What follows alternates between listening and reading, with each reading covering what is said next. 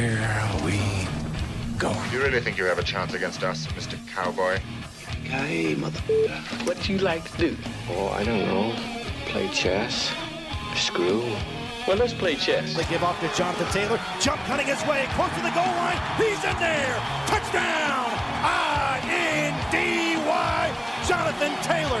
Wheeler finds Quan from the logo.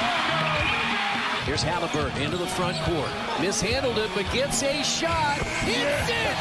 Hits it. John, I have never been better to be on the air with you here in Indianapolis, a place where so many of my dreams have come true. The Ride with JMV on 93.5 and 107.5. The Fan. In Oklahoma City, it's the Pacers and the Thunder, the seventh and deciding game of the 2025 NBA Finals. If the Pacers win, it will be their first NBA championship. If the Thunder win, it will be their first since relocating from Seattle to Oklahoma. Nembhard has it, bouncing at center of the floor to Turner. Turner shovels to Hallebertton. Hallebertton lets another three go, left of center. It's online but short. Mathurin secures the offensive rebound. Pacers get another look, and Hallebertton does not hesitate, hitting a 30-plus footer from up top. Tyrese Hallebertton fully engaged. 3 of 4 from three-point range. Topping out of the near corner. Up top, Hallebertton falls down, turns it over, and this will lead to Gilgeous-Alexander to the other end, where he sends it to Williams for a dunk. And Hallebertton is face down in the Indiana offensive end. The trainer, Josh Corbeil, rushes out to take a look, and even a concerned Shai Gilgeous-Alexander is checking on Hallebertton. Halliburton's hurt right away when he fell. He's in pain, so emotional. Oh, you get in a situation like this, you're just sick to your stomach for the young man. The final score in Game 7 is the Oklahoma City Thunder 103, the Indiana Pacers 91. The Thunder have taken the NBA by storm. For the first time, the NBA champion resides in Oklahoma City. Sources tell me that he has been diagnosed with a torn right Achilles. Of course, any Achilles injury that leads to a long period of absence, usually 10 to 12 months. So Tyrese Hallebertton, torn right Achilles tendon. What happened with Tyrese is all of our hearts dropped, but he'll be back in time. You know, I believe he'll make a full recovery. So he authored one of the great individual playoff runs in the history of the NBA with dramatic play after dramatic play. It was just something that no one's ever seen. Our hearts go out to him, but so proud of everyone. I'm proud of that kid, you know. He went through so much during the year. A lot of criticism. It's just, it's a lot, you know, for a young kid to go through, and like he had a lot of stress, a lot of, you know, like, and he just kept battling, man. Like he kept fighting every single day. He kept just working. Super proud of him. Obviously, you know, it hurts because we couldn't get it done, you know, and I wanted it so bad for him, and just because I know that, you know, he gave us everything. Yeah, it's Pascal Siakam who is right on the money regarding Tyrese Hallebertton right there. That effort is to be celebrated. Even all of you out there that think you know hard from soft and you actually don't, that is absolutely hardcore badassery that I am here every single day for as somebody who talks about basketball, sports in general. Hardcore, everybody. Pascal Siakam had that one right. The Pacers lose Game 7, and the NBA Finals goes to OKC. Game 7, 103-91, a full-scale discussion coming up over the course of the afternoon. I'll give you the guest list coming up in a bit. We will move on a little bit. We'll also talk about what took place last night, what took place in the series, and what was ultimately the determining factor on why the Pacers went down in 7. But before we get to that whole doom and gloom, and I know there are a lot of you out there that just walk around on a daily basis like Schleprock, and you want to live in misery, and you want to thrust your living in misery upon everybody else. Believe me, it sucks. And it sucks double suck. Because not only do you get sideswiped in Game 7 early when things were going so well, losing Tyrese Hallebertton. But then all of a sudden you get sideswiped for the entirety, basically, of next year. And this is supposed to be the golden era. This is supposed to be matters in which we celebrate basketball. Whether you're talking about the Pacers or the Fever, I'm just saying in general for Pacers sports and entertainment. It's a celebration, or it's supposed to be. But I understand it's tough to do it on a day like today, considering the circumstances, well beyond just the loss, but the loss of Tyrese Hallebertton. I'm going to say this. I have never, ever been more behind a player in an organization as I am right now. That was some hardcore stuff. Don't give me all the hard and soft routine that you normally do. Not all of you. I'm not speaking to everybody out there, but there's some out there that completely understand that I am talking right at you. And you wouldn't know hard from nothing. Zero. I'm talking right at you. Tyrese Hallebertton, the whole manning up aspect of going back to Game 5, getting through Game 6, and then playing for you, doing that for you, should be celebrated. I find it really difficult to sit here the entire day and to join a percentage of you, a fraction of you that just want to live in this misery. I know. I've been here. I've been doing this for 25 years, and I'll do it 25 years more. In fact, I'll die and then come back and haunt everybody's ass and do it some more. 25 years I've been doing this. And there have been certainly more moments like what we witnessed last night with injuries and being sideswiped than any other. But, man, I look at it this way, and I'm not going to be sleprock on you this afternoon. It was such a special season for me. I am a lover, full scale of basketball. And this got me re-energized at 55. This is a group that I could get behind. This is a group that had flaws. This is a group that finished runner-up. If you finish second, you're last, right? However, this is my favorite group of all time in any sport.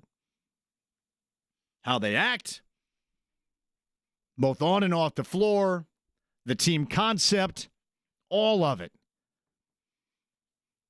It stunk watching that last night because once the third quarter got underway and then you saw just how expedited the turnovers and the points off of turnovers. I mean, even when I went on Mad Dog Sports Radio with Mike Meltzer yesterday and, I was kind of, where I was on a Sunday afternoon poolside, you absolutely know what's going to be happening. Said they knew that too. But I explained this, I thought, about as well as you possibly can. It was going to come down to that. And that's what it was. If you look at anything else, it wasn't close to turnovers and points off of turnovers. I believe with my math, and somebody already made fun of my education, my Greene County education, and then spelled Green wrong, which is great. Shout out to Tyler, who can't spell. But with my Greene County education, I want to say 86 total turnovers in 4 games in OKC. And as I told Mike yesterday on Mad Dog Sports Radio, it's well beyond that because they were able to survive it. There should be a medal for winning game number 1 with that. How do you win game number 1 when you turn it over 24 times? It's because with the points off of turnovers, you only surrendered 11. And we can get into the debate whether or not it was live ball turnovers versus dead ball turnovers, or as I thought they got back really well. I thought they got back and defended. But in Game 7, with an opportunity, even without Tyrese Hallebertton, the undoing is 23 turnovers, and the number is 32 points off of turnovers.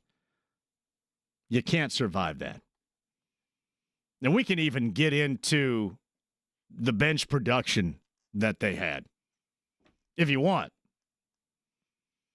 Because I think between Wallace and Caruso, I mean, they're more timely threes than anything. I think Wallace had one go down that bounced up and then came down, whatever.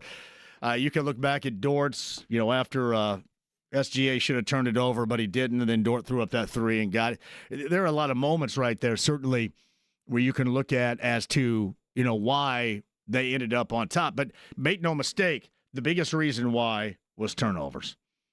86 in 4 games in Oklahoma City. And the biggest number revolving around that, it's miraculous that they actually won a game when you turn it over 86 times in Oklahoma City in that fashion. But that was the undoing last night. I'll get back to where we are with this team and the unknown, the mystery. You've been down this path before. We've all been down this path before. The thing that I have, and I believe this team has going for them right now more than anything else, I can't sit here and then argue with you all season long and tell you about how great this team is team-wise, how great this team is team-wise. It's a team. They win. It's, the greatest team concept that we have seen, and this is what you love when you're born in the state of Indiana regarding basketball. I can't sit here and argue all that this year, and then you get the doom and gloom, just the absolute horror in the first 7 minutes of the game, seeing Tyrese Hallebertton go down, which was clearly an Achilles injury, which would sidetrack him for basically the entirety of the season coming up. But I can't argue or debate with you teamwork and then out of that say, let's just put our hands up and quit. And I'm not gonna. I remember sitting here a year ago. They were swept out of the postseason of the Eastern Conference Finals by Boston. Do you remember all these debates we had? Because there was plenty of time in the summer. I mean, there's not jack squat going on unless we want to debate the quarterback situation for the Colts, and there's nothing more old and tired than that. But there was nothing going on, so we debated whether or not it was smart for the Pacers to run it back. And I had been Mr. Run It Back the entirety of the way, start to finish. And I'm going to sit here and tell you right now, I guess it's just me and my belief in this group.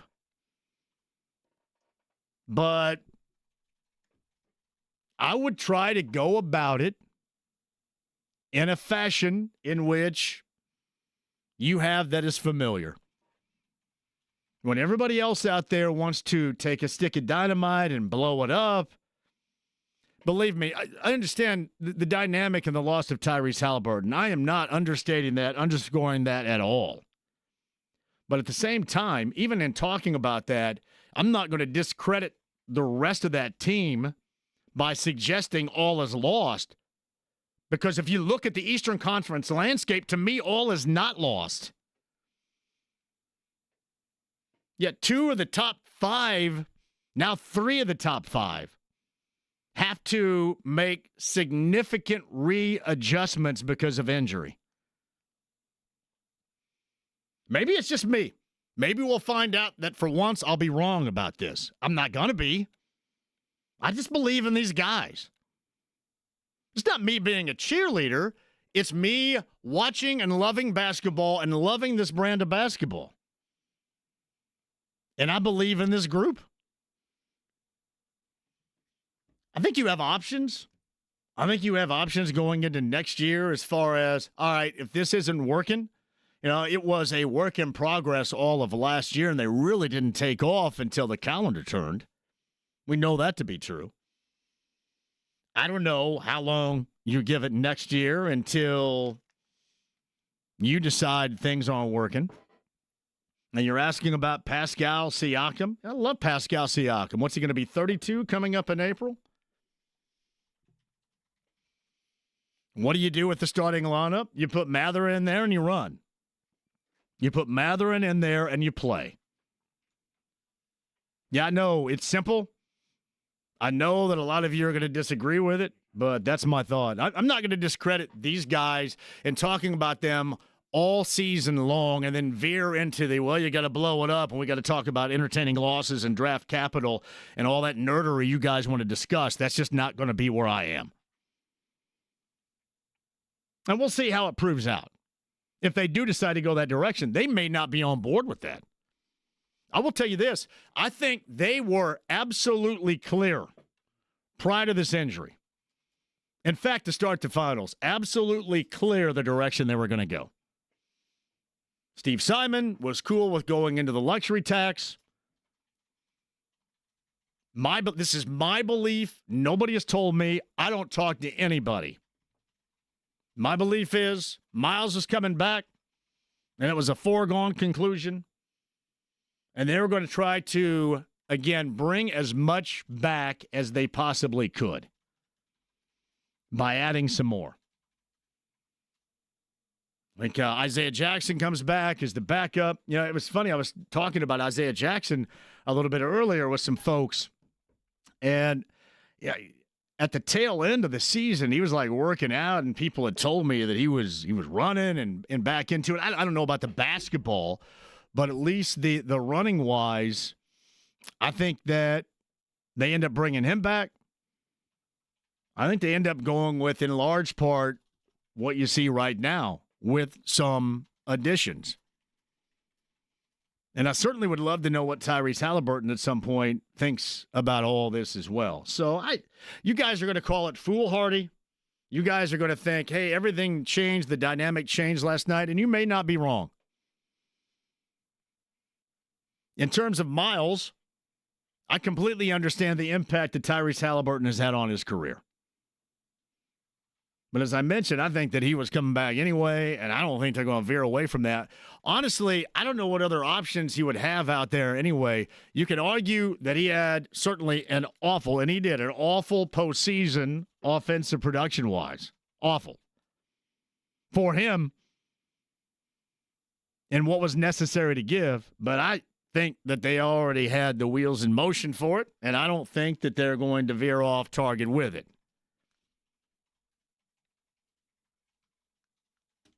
I think all these guys would like to come back. I think they do come back. The Eastern Conference just doesn't floor me with this incredible level of talent that everybody seems to think is going on. You got two other major teams that are significantly damaged as well. And I'm not going to flip on a group that I have been so proud to talk up all season long.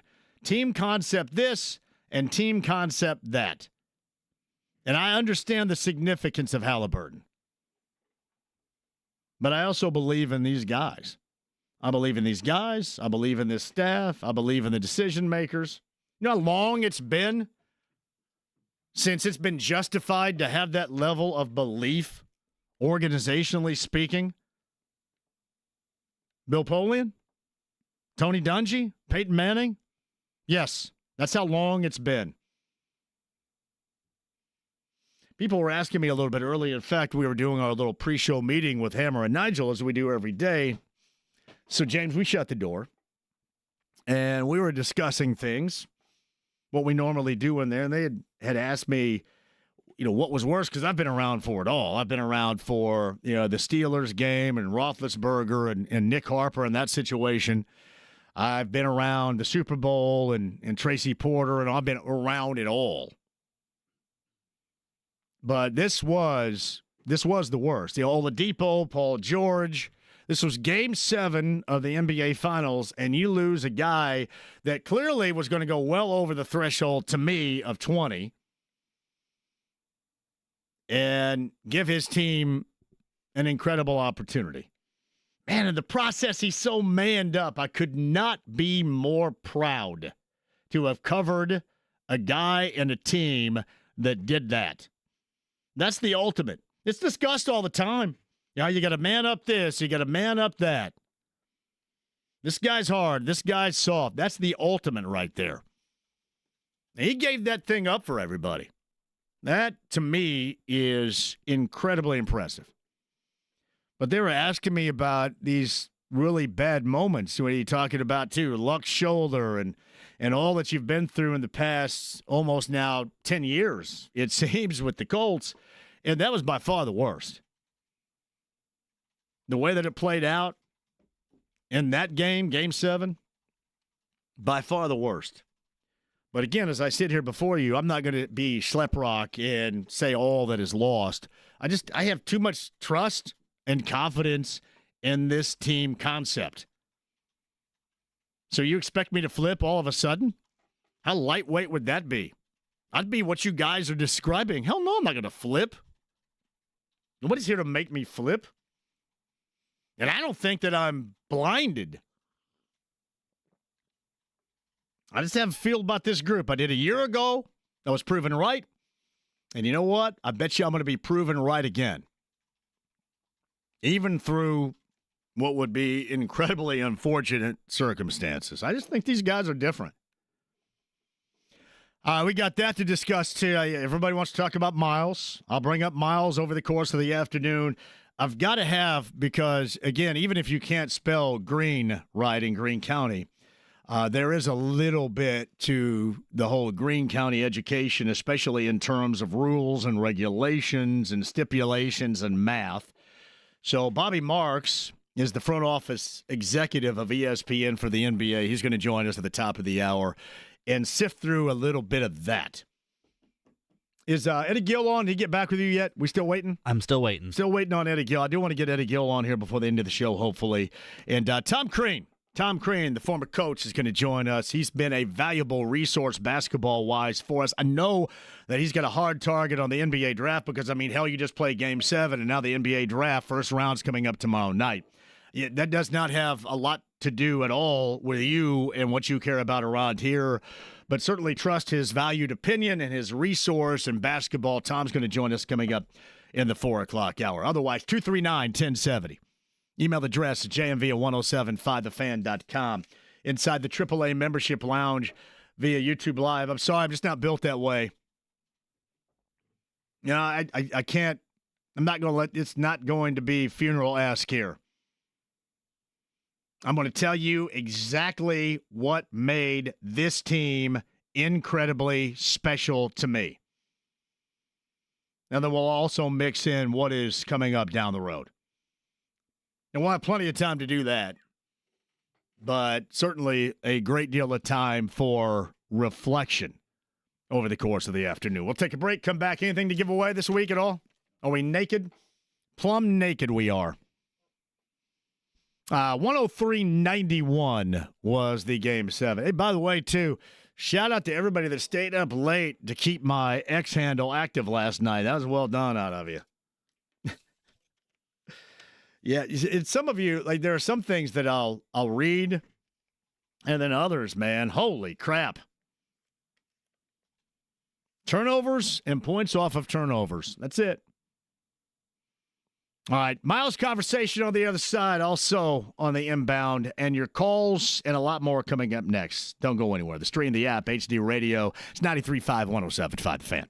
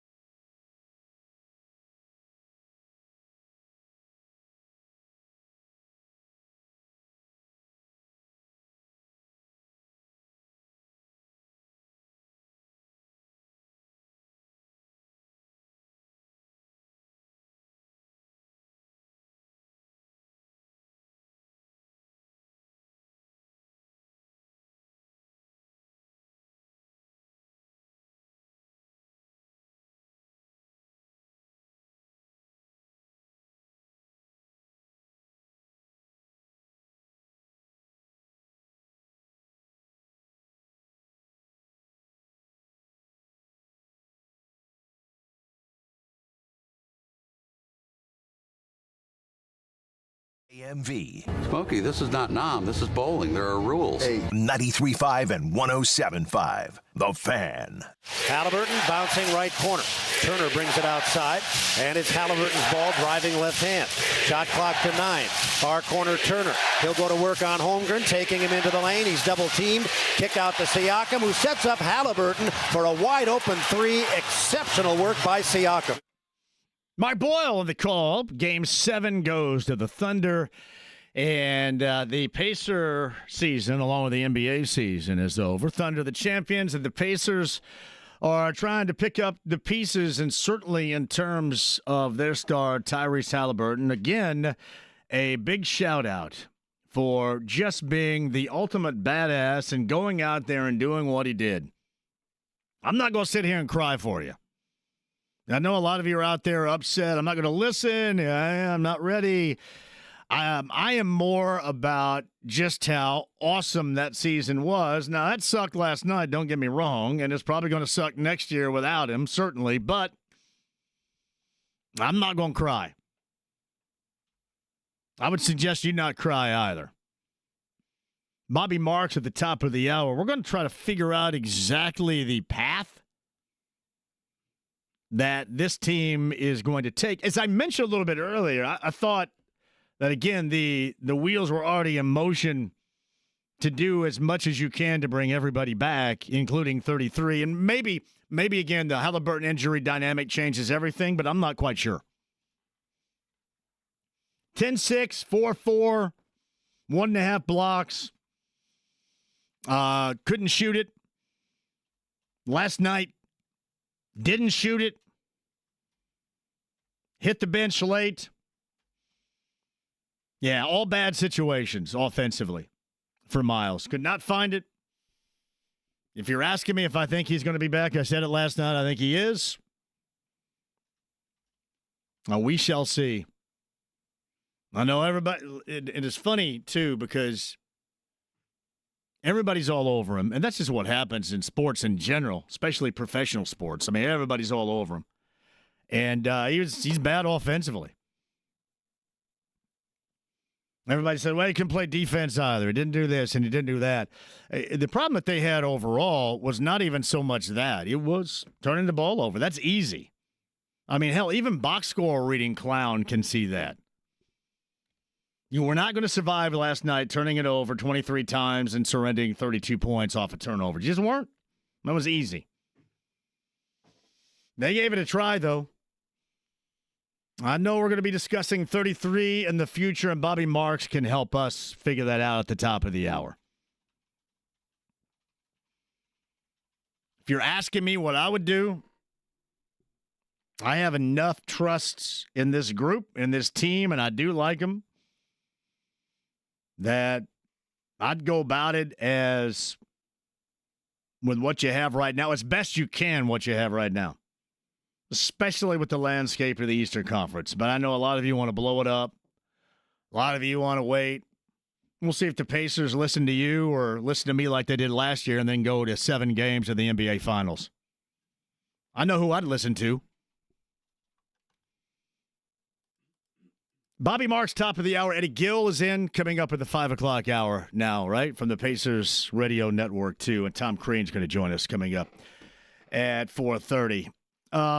Sean wants to roast fraud Skip Bayless. And I understand why you want to do it. I mean, he called out Tyrese Hallebertton from really not being injured and then kind of looked like an idiot. That's just kind of the way that it goes. I think maybe he did a good job of roasting himself. That makes sense to you, Sean. JMV, if Ijax is healthy, they are definitely not paying a luxury from Miles, and see what's there with him. You think so? You think so? Again, I think this was already decided. But if that's what you think. See, what's interesting about the market for Miles is I'm sure it probably dried up even more, but honestly, there was not a deep pool anyway. How many teams do you have out there that actually can spend some money? This is another question for Bobby, but I mean, really, Brooklyn? And you could try to explore things in a sign and trade. I just don't think they're going to do it. And this is something that we've discussed already. You have every reason to be disappointed in the loss, every reason to be disappointed in the short-term future without Hallebertton, disappointed in Miles for his offensive production, disappointed in the team for turning it over. But I still think it's glorious what this group is, what they've accomplished, and I'm just not here to write them off that quickly. Just like I wasn't here to write them off that quickly a year ago when they got swept by Boston. And that worked out. I would say it worked out, right? When you go 7 games of the NBA Finals, does that work out? Yeah, I know everybody out there is hardcore all or nothing, but doesn't it work out when you go 7 games of the NBA Finals? Is there just a little bit of satisfaction in that? Are you allowed to be satisfied? Why are you not allowed to be satisfied? When's the last time you were satisfied about anything? It's out of curiosity.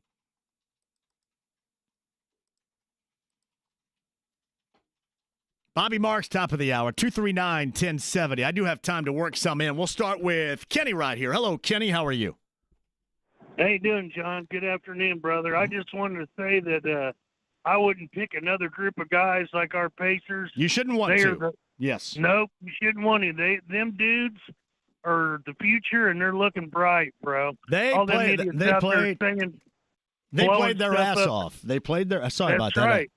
They played their ass off. They played just like an Indiana team would. So I'm excited about the future and what they're going to do, Johnny. Thank you, Kenny, for the call. Here's the thing. I do understand it. Like, I'm just not born feeling like this. And it was tough to watch that last night, too.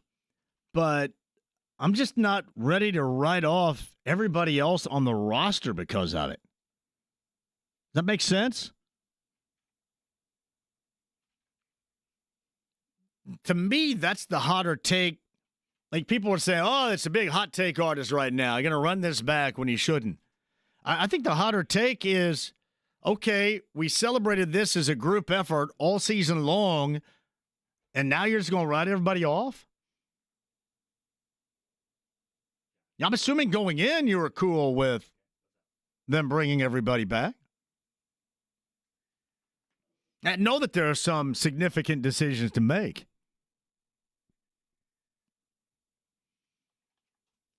But I can't sit here and do that to those guys. And one of these days, I mentioned this going back even prior to Game 6. Prior to Game 6, I said one of these days, because you were concerned maybe that they were out of gas, whatever the term might be. But you felt this could be it. Now, one loss away from elimination. And I said, and everybody thought it was kind of a defeatist mentality, and it isn't. It's smart and it's savvy. And it's also going on experience, because I sat in not a completely similar position, but against everybody out there a year ago that did not want to move forward with this group because you had concerns they couldn't get to the finals. This is not a finals-worthy team. And you wanted to write them off, and then they ended up going 7 games with by far the best team in the NBA this year. And listen, you're not going to get any sort of award for it. Nobody's going to give you a medal for it. But I'm not going to sit here and so quickly write this group off like so many of you want to. That part I don't get. I think it's more so anything else is you just look at without Tyrese Hallebertton and you've been down this path with luck and the Manning neck and the decision made there. I know you've been through a lot of junk. And I think because of that, you may have more of the blinders on, simply put, than I do. And if that's what you want to say, that's what you say. But I do have a great deal of belief in this group, much like I did a year ago. That paid off. Man, that did stink last night. It's tough not to get into it and think about that moment because you did have to see it over and over again, and you knew at that time exactly what took place. I never want to go to a place in sports, in a sports conversation, because there's such jackassery out there. I never want to go to a spot to where effort's a sidebar. I think if there's anything we have learned, that effort is a skill. Hard work is a skill. Teamwork is a skill. Togetherness is a skill. The get along is a skill. I don't want to go to a place when those things are footnotes. It's okay to be about that. I'm not trying to Hallmark card you on this at all, but it's okay to understand that. It's okay to embrace that. I'm assuming that's how you would probably want your kids to play if they played anything, or how you would want those around you to go about their gig. Like winning the fourth quarter, I got this morning for people. Why does it matter if they won the fourth quarter? They lost the game. No, what Rick Carlisle was trying to tell you in the post-game presser is that they kept going hard at it. For the love of God, that's what we're supposed to do. That's what everybody is taught in life. When you generalize our existence, that's the goal. And it stinks that they lost in 7 games. Because of so many factors and what this group has taught me, I am just not as quick to write them off as a lot of you. And I feel good about that. All right, more calls coming up. Bobby Marks, ESPN, top of the hour. Tom Crean, bottom. Eddie Gil, 5 o'clock hour. I don't want you to go anywhere. JMV, for any moron complaining today, that's not one of you who would turn down losing a Game 7 in the finals when they were 10-15. Again, David, we are also dealing with a lot of people that just started watching a couple of weeks ago. That's a true story. Either you don't know or you just don't have enough experience in paying attention because you bandwagon this bad boy up. You just don't have the knowledge. That's why I'm here, to give you the knowledge. I'm here to spread the knowledge. And in fact, I know what I don't know. So even more with Bobby Marks coming up at the top of the hour. Don't go anywhere. 93.5, 107.5, The Fan.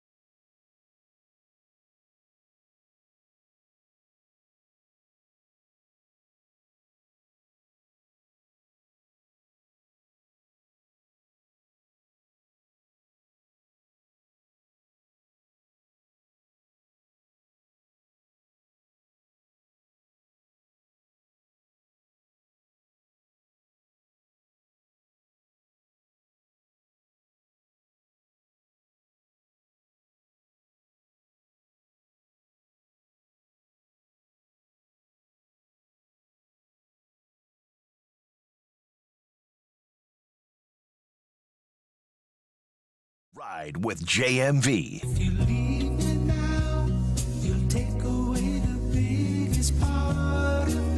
93.5 and 107.5. The Fan. Holmgren can't drive it into the lane against Siakam, so he feeds it outside to Williams. 7 seconds to shoot. Williams knifing down the left side, and his off-target shot rebounded by Indiana's Nembhard. 4 minutes gone first quarter. Hallebertton 2 for 2 from three-point range, way out on the left edge, and it's 11-6.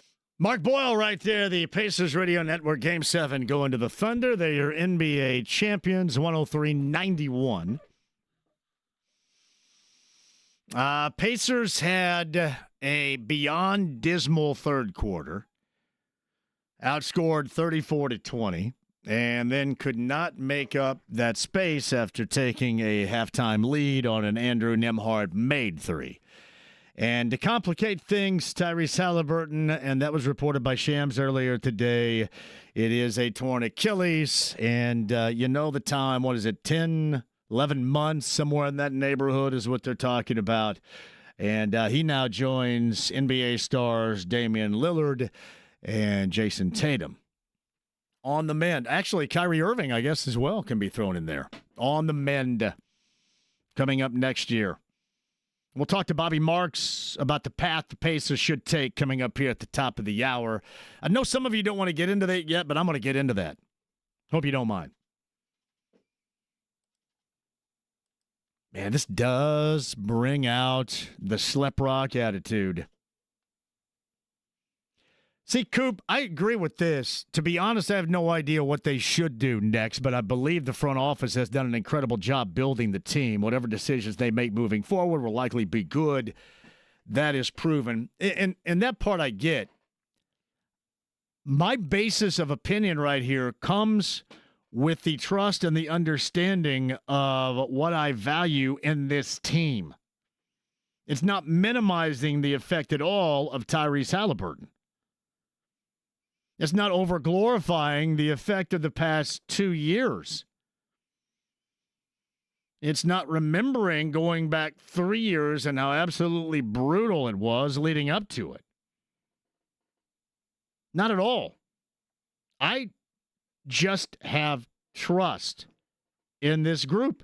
And I can't sit here on a daily basis and tout how great they have been and the impression they have made upon me with a team concept that has been lost for so many, especially fringe fans of the NBA for so many years. I can't sit here all season long and tout that greatness.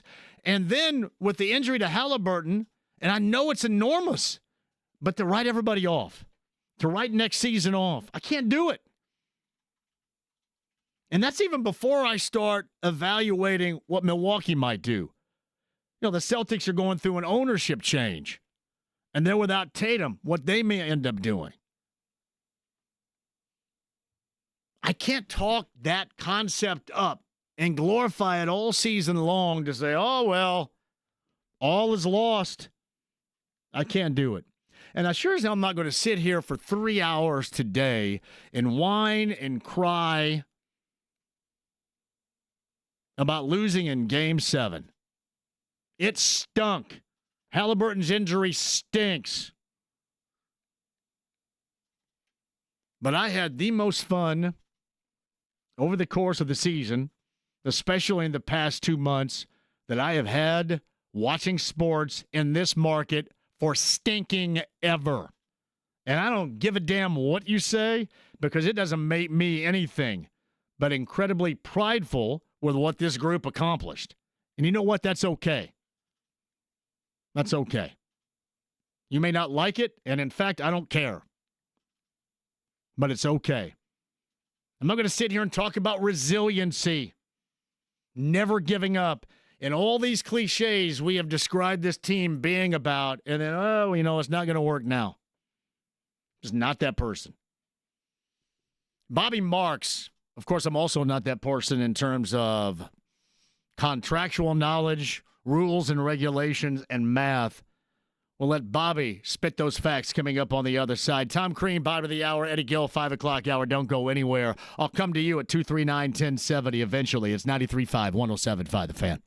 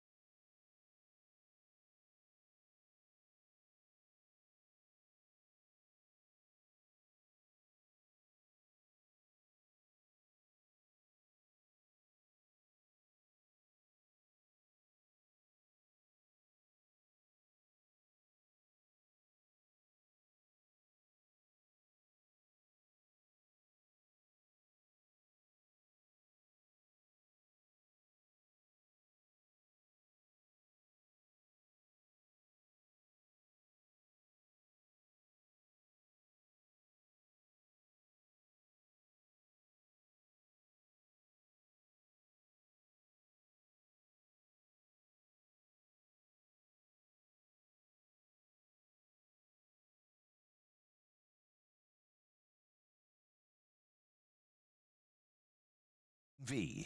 Ahoy, Ploy. 93.5 and 107.5. The Fan. We got to hustle it up here. Pacers losing Game 7. Tyrese Hallebertton, Achilles injury. The length of time, not yet disclosed, but you can understand following all the other injuries of that capacity. In the postseason, going back to Lillard and going through Jason Tatum, that most of the season will probably be lost for the Pacers star. And to talk about that and the path to take, or maybe the path he believes the Pacers will take now moving forward, he is the front office executive for ESPN. He is a valued member of this show, and he's got the information we just don't know with Bobby Marks on the Andy Moore Automotive Group hotline. Bobby, hello. How are you? I'm good. How we doing? You mentioned a couple of different times the resiliency of this team and how much you liked it and how they went down swinging last night. In terms of moving forward, obviously without Tyrese Hallebertton, is that worthy of believing that the team concept and the depth is so much there that you can still compete, not at the highest level, but a high enough level to go about your business as usual? I'm assuming this team Bobby had in mind prior to the start of the NBA Finals. What are we thinking? I agree. I mean, listen, I wrote it I originally wrote it in the article, their off-season article, that them and Oklahoma City would be the favorites. I think that changes with the Hallebertton injury. It has to. But that doesn't mean they're not a top 6 team in the Eastern Conference at all. Based on where this conference is. And I think a lot of, the direction as far as what happens, and Tyrese is going to be out for a long time. We forget that we're in June, right? We're at the end of June. The Lillard injury was in April, and Tatum was in, I guess, some mid-May here. I think a lot of it will be dependent on what happens with Miles Turner. I think that is as far as what your flexibility is from a roster standpoint, he's a free agent. You've got 11 players under contract. He's a free agent. What's the cost to retain him? Market's not great, right? Like, Kevin in the group there knows that really Brooklyn is the team with cap space out there. Kind of, it's almost like restricted free agency. What the number he comes in at, how does that, play a role with Mathurin, who's extension eligible, and Nesmith also, even though Aaron's got 2 years left on his contract here. So yeah, I mean, listen, I think this team is tough. They're up 1 at the half, and I'm thinking, man, this team could do it. And that's why I said, listen, you just got to keep your turnovers. You keep your turnovers down, then you're in this game and you have a chance to win. And unfortunately we saw that there. But I do think there's enough in with this roster, and I think from a mentality standpoint, as far as to compete, is it where maybe New York or Cleveland is, I don't know, probably not right now, but that doesn't mean where they are in April and May. So Bobby Marks of the Andy Moore Automotive Group hotline. I felt that the wheels were in motion with Miles prior to the start of the NBA Finals, and obviously from an offensive angle, he was not good in the NBA Finals. How might that dynamic, if at all, change in your opinion? Yeah, I mean, if you want to commit, $30 million or $25 million, and then you watch Game 7, and you have, OB and Pascal basically out there, and you saw a bunch of minutes from Tony Bradley, right? And he's not in there at the end of these games, that game at least. I think that's a little bit of a caution sign there, and there was a lot of momentum, and I thought he played well in the New York series, and then certainly Cleveland and Milwaukee leading up to that. But there was certainly offensively there were some struggles here, and as I said, it's almost Miles is an unrestricted free agent. He has the right to go sign with anywhere, but it's almost like he's restricted because there's just no money out there outside of him signing with Indiana or trying to work out a sign-in trade, and that's a little more complicated, but. I do think, what his number, as I said, what his number is, because I do think he's a priority, but I think there's a priority as far as where you have to balance now the injury to Hallebertton and what maybe some of your other roster needs are. What if they do resign him at whatever number this might be? what would be their options going into a season clearly without Tyrese Hallebertton? Yeah. If all of a sudden they feel that was not the smart move or it didn't produce and pan out. Yeah, I mean, if you sign him to an extension, I mean a regular contract, he'll be trade eligible probably. I think just either December 15th, based on how much of an increase is. You probably will not have one of your larger exceptions.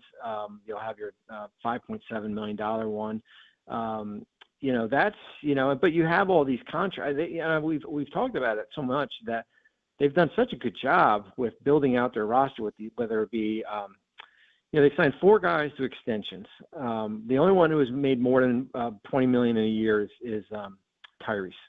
When you look at Nembhard and you look at TJ and you look at Naismith, as far as how they've been able to do it here. And so they have the contracts if they wanted to go out and do something. They wound up getting their pick back in 26, which I think now is, bonus, right? I mean, can you imagine you had a top 4 protected pick and that that's something pretty valuable could be going to New Orleans. So in hindsight, that was a smart way to do it here. So you have everything if you want to go out there and do something here. But I just think it's you'll have a good idea where this roster is at some time during the year.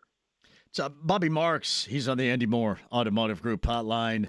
So with Miles, to close the book on this as we move forward here, are we thinking if you don't re-sign him, it's a sign and trade? Those are the only 2 options, right, as we approach? Because so you basically have 3. Like you basically say, you know what, we're just going to walk away, and that's probably not going to happen. And that opens up your non-taxing level. It's $14 million number that you can go out and sign a player to. The bringing him back, certainly that limits a little bit of your flexibility. And then certainly the sign and trade direction where you have to, the market is better because there's more teams out there that aren't really pressed against this apron that can go out and take him back. And now it's just a matter of what Indiana would want in return. Bobby, Tyrese Hallebertton clearly is going to miss, let's just say, the rest of next year. What are the options before the Pacers, knowing this and how you go about it? And I guess we'll start with what you and I believe should be true, and that's moving forward with a lot of this core group. I agree. I mean, you're not in a tear it down. I think it would kind of be a disservice as far as how Kevin and the group has put this. I mean, listen, they've never done that. They've never operated that way. I mean, they've kind of acted in the middle a little bit when they traded for Tyrese, and you didn't bottom out. But I don't see that as. I think there's momentum to try to sustain this even with the injury here. I think it's a little bit different in Boston because Boston is facing a $500 million payroll. Indiana doesn't have that. So I do think, the injury stinks, right? We can all agree on that. And it does diminish as far as where your roster is. But I do think there's still enough there, whether if you want to go out and make a trade or if you're content on trimming around the edges, you do have things available to go out and do that. What are some of those avails, you think? What can they do hardship-wise, if anything? The fashion in which you would have to say he's just done for next year, I think, to get compensation for that, correct? Well, no, because what happened is, there's a rule. You would be able to apply for a disabled player exception, but because the injury happened in the 24-25 season, the exception wouldn't be granted because it's for 25-26. So, and even if you did, it's the exception is a $14 million exception, and you can only sign a player to a 1-year contract or acquire a player at a 1-year contract. So it doesn't give you as much flexibility as you would, and it takes up a roster spot as you likely thought it could. So Bobby Marks, he is the NBA front office insider for ESPN, kind enough to join us on the Andy Moore Automotive Group hotline. I know you have to jump here relatively soon. Have you cobbled together maybe something in your mind about how Kevin Pritchard, Chad Buchanan, and company may approach this coming up here? Yeah, I mean, I think I don't want to say draw a line in the sand with Miles, but I do think you make a fair offer and you figure out what your options are. Your option A is to bring him back. I think your option B is if whatever you offer is not good enough to figure out, what you do. And if option C is the sign and trade route, then you're certainly looking at trying to get some guard help because you have TJ, TJ and Andrew as as your starters, probably, I would think. And you certainly would want to try to replenish. You basically kind of the next man up, and that would probably come in a trade if that's where you had to do. And then you got to figure out what your front court is, because your depth at center with Miles as free, all your centers. Tony's got a team option, and Isaiah Jackson, who's coming off that injury, also is a restricted free agent. So one final thing before I let you go as well. Steven Simon has mentioned, I think on this station a couple of different times, that they're comfortable in going into the luxury tax. Do you think last night's circumstances, you think that changes anything whatsoever with that? I think the luxury tax should be looked at a lot different than it was 10 years ago. It used to be like the boogeyman, right? Nobody wants to go into luxury tax. The rules have changed it now where it's less punitive if you're in the luxury tax, if you're over by $11 million or less. There's a rule change coming this year. You don't get taxed as much. So if you're over the tax $8 million, it does not cost you as much. When you start spending more, of course, here, I think the second apron is the new luxury tax. I really do. I think, and Indiana's beyond, they're not close to being a second apron team. So I do think there is there's an appetite to go into the luxury tax, even with the Hallebertton injury. You're $20 million below right now, so you're thinking likelihood is that you're going to be anyway, even if you brought Miles back on a $22 million contract. So I do think it's looked at a lot different than it was maybe was 10 years ago. It's Bobby Marks, front office insider for ESPN. I know you worked us in here in 10 minutes or so that you had here at the top of the 4 o'clock hour. We may need you again coming up here relatively soon, but man, we'll be around. I was glad to see the Duncan Dutchman there though, and rooting for his former team. I know the story in the echoes of Marist. Yes, right there. I will say this: it's interesting. I did not know your thoughts on this team, especially moving forward after last night. But I've talked the whole team concept with this group all season long, and I can't sit here and flip it and all of a sudden deem those guys not worthy of going into next year, especially considering the Eastern Conference landscape, Bobby. I think you owe it to them. I really do. I mean, I went through it in New Jersey after we lost to Detroit in the second round in 2004, and we basically tore up that group, but we had basically a lot of it that was financially driven. But I do think you owe it to this group. I think listen, we are in a business where we're not supposed to have rooting, I'm not supposed to be rooting for an NBA team. It's hard not for me to not root for this group last night. It really isn't, and I think, as we said, the injury stinks. I do think there's enough here within this group. I don't know about winning a championship here, but certainly competing to get out of the Eastern Conference.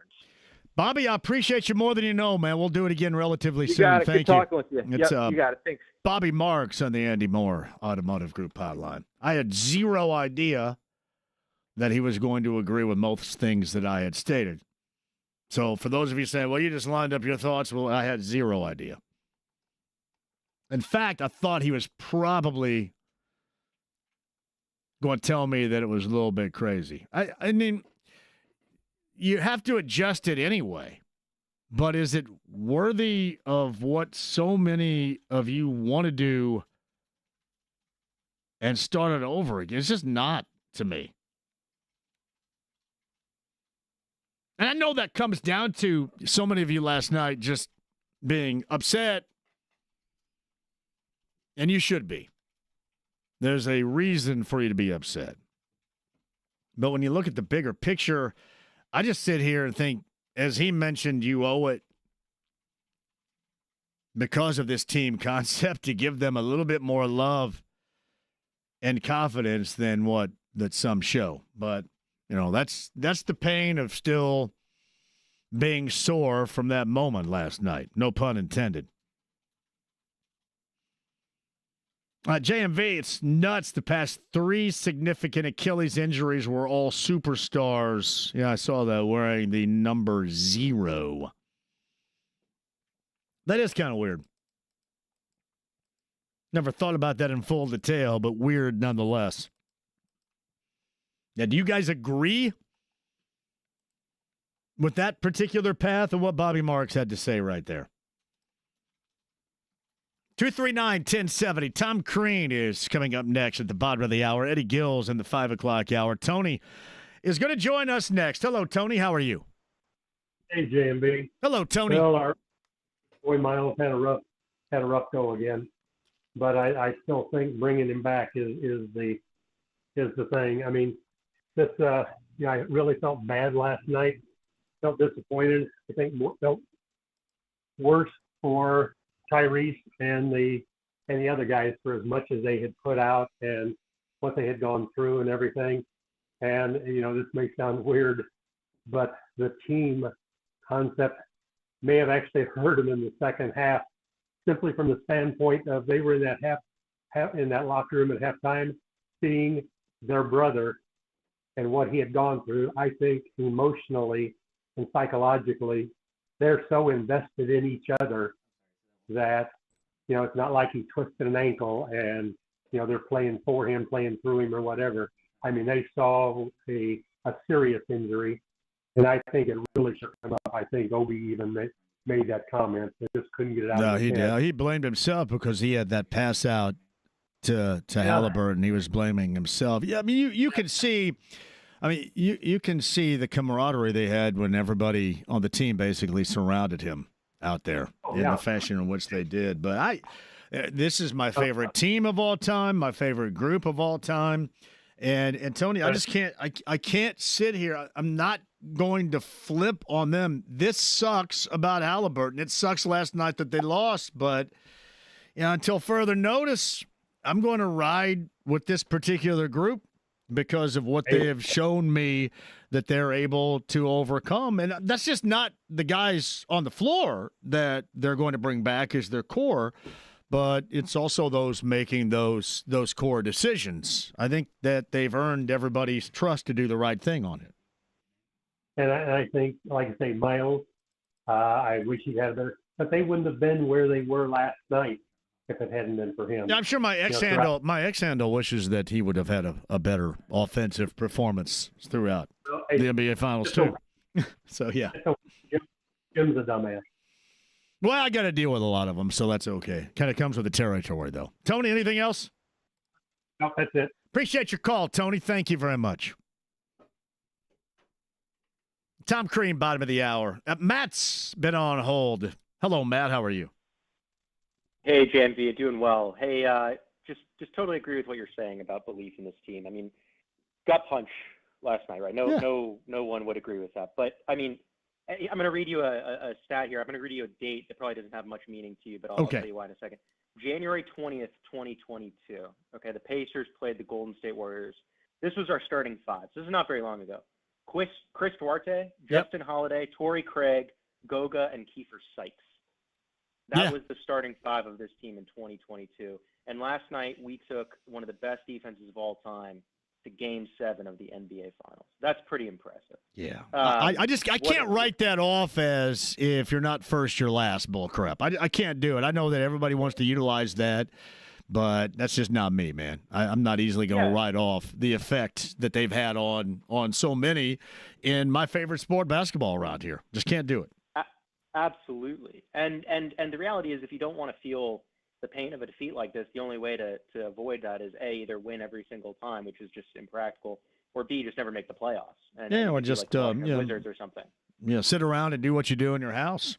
So that'd be about it. I don't know what. Yeah, I mean, or that's not, not be a part of sports. Do that. Exactly. You can try that. And some of these folks probably never have, or wouldn't be, or probably shouldn't be a part of sports. And that's okay. You don't have to be, but yeah, that's circumstances you're going to have to overcome. And I have trust, Matt, in these guys being able to overcome that until their team leader gets back. At least as I sit here right now, I think they've earned that trust from me and us, and we'll see if that's the path this organization decides to take. No, 100%. And the reason, and the reality is, why wouldn't you have trust in this team? Sure. I mean, they've given you no reason not to trust them. I mean, what a playoff run in the Eastern Conference. I understand how much it stings. I understand how much Game 4 sucked and all that. But, this team showed that they can compete at the highest level, and absolutely next year is going to be an uphill battle. but they've earned the right, I think, to our trust. I mean, the reality is for people who want to blow up this roster or do whatever, I mean, that's no better than what the Knicks did with Tom Thibodeau, right? I mean, just this team who got to the Eastern Conference Finals and said, no, we need something better, right? What is better at that point? I mean, right? It's acknowledging that this season was special and then this core is still here. And as for Miles, I understand that bad time to go cold, right? But again, like the previous caller said, part of the reason why he got here in the first place. So I have hope, and just what an opportunity it was, what a blessing was to see this team play basketball and how much they revitalized basketball in this city. So anyway, I'll leave it with that, James. You got it, Matt. Thank you very much. Yeah, I mean, it's not a defeatist mentality that a lot of you seem to think that it is. That's understanding, and that's what happens. This has been the most fun I've had in forever. Yeah, with Miles, as we talked about with Bobby Marks, you have two options here. You bring him back, which I think that they had planned on doing even prior to the start of the NBA Finals. And I don't know if the performance that we have seen will affect the numbers, or maybe it actually affects their willingness, their want to bring him back, but I think the wheels were already in motion for that. The other thing you have to do is sign and trade. And one of the questions I asked Bobby as well was, okay, let's just say you sign him, what is his value going to be moving forward if you feel that things aren't clicking in the manner in which you thought? And I think that he was trade eligible, I think December the 15th is what Bobby Marks had said. So you do have options, but to me, the most clear-cut option is to roll with a group, and the decision to put that group together, even with Tyrese Hallebertton missing next season. The Achilles injury was reported by Shams a little bit earlier today, and yeah, we don't have to go into the nuts and the bolts of how long that is going to be. Just consider it done next season. And it stinks, but I just think it'd be worse on me to sit here all season long and talk about just how great the team effort and concept is, and then to write all these guys off so quickly without trying to find ways and means, especially considering what you're dealing with in the Eastern Conference going into next year and a couple of teams that are in a similar capacity. Now, Bobby Marks, I would advise you to listen to that if you missed any of it. The NBA front office expert of ESPN, Bobby Marks, moments ago, podcast 1075thefan.com. Eddie Gil, former guard and Pacer Radio Network analyst, 5 o'clock. Tom Crean has been a valued resource to this show for a number of months now, and we'll get his thoughts on the tail end of this series, the NBA Finals, Game 7, and moving forward. That and more with Tom Crean. That is next. 93.5, 107.5 The Fan.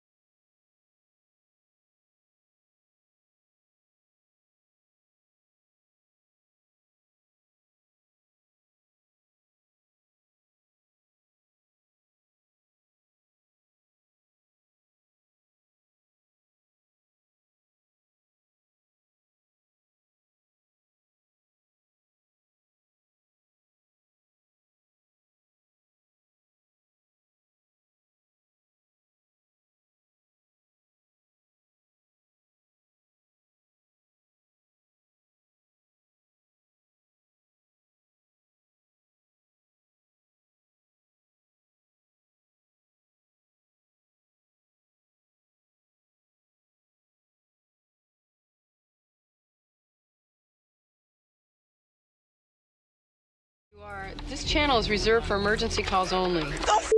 Lady, do I sound like I'm ordering a pizza? 93.5 and 107.5. The Fan.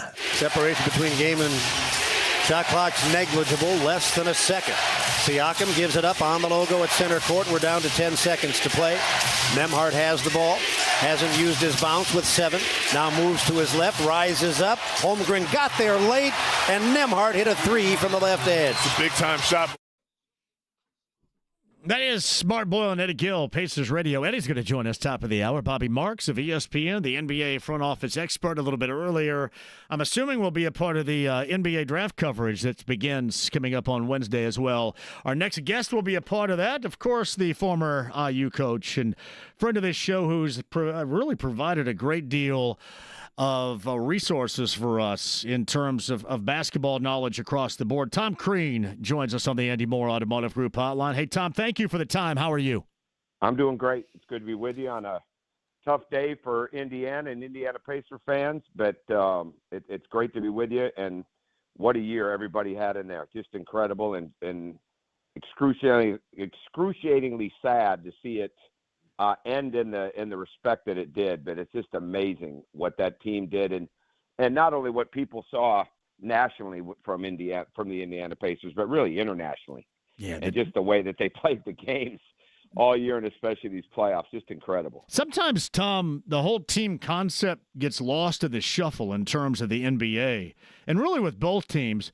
But especially the concept surrounding the Pacers was so team-oriented and refreshing. It to me was, I've said this before, the most enjoyable season I have watched around here. It was just incredible. I think it speaks to the fact that when you look at really the two best teams, quote unquote, in the NBA played for the championship, and they really did. And Oklahoma City showed it all year, but Indiana showed it really well over 2/3 of the year, and definitely inside of the playoffs. And both teams just kept getting better and better. But you can't take away from the fact that Indiana, how they've built that team, how they've got guys to come together, and it's just amazing how seamlessly everybody fits in and making everyone better. And even guys like Pascal Siakam that took probably in the days in Toronto, especially when Kawhi wasn't there, he could take some really challenged shots. He could take some 1-on-2 type of shots. And all of a sudden he comes to Indiana and he's one of the best. He's moving without the ball. He's taking good shots. He's moving the ball to open people. It just became an incredible thing for every one of those players that you could tell were just being energized by each other. And it really didn't, a lot of times, matter who was on the court. Now, obviously, some people play better than others at different times, but that was a very unselfish team. They just ran into a team that was equally unselfish and just a little bit better with their hands and creating points off turnovers and things like that. So where I started right here, Tom, is they turned the ball over, they being the Pacers, I think it was 86 times in 4 games in OKC. And they actually deserve a medal for getting a win and surviving in game number 1, turning it over 24 times. But last night, the difference to me was turnovers. You turn it over 23 times, and they put 32 points on the board off of those turnovers. And to me, with or without Tyrese Hallebertton, that was something that they would not survive. No, it really wouldn't. And nobody else did either. I think OKC set some records this year, and one of the records two of the records they set in the playoffs was the biggest home game point differential at 259. And they had the best turnover point differential in playoff history at 131.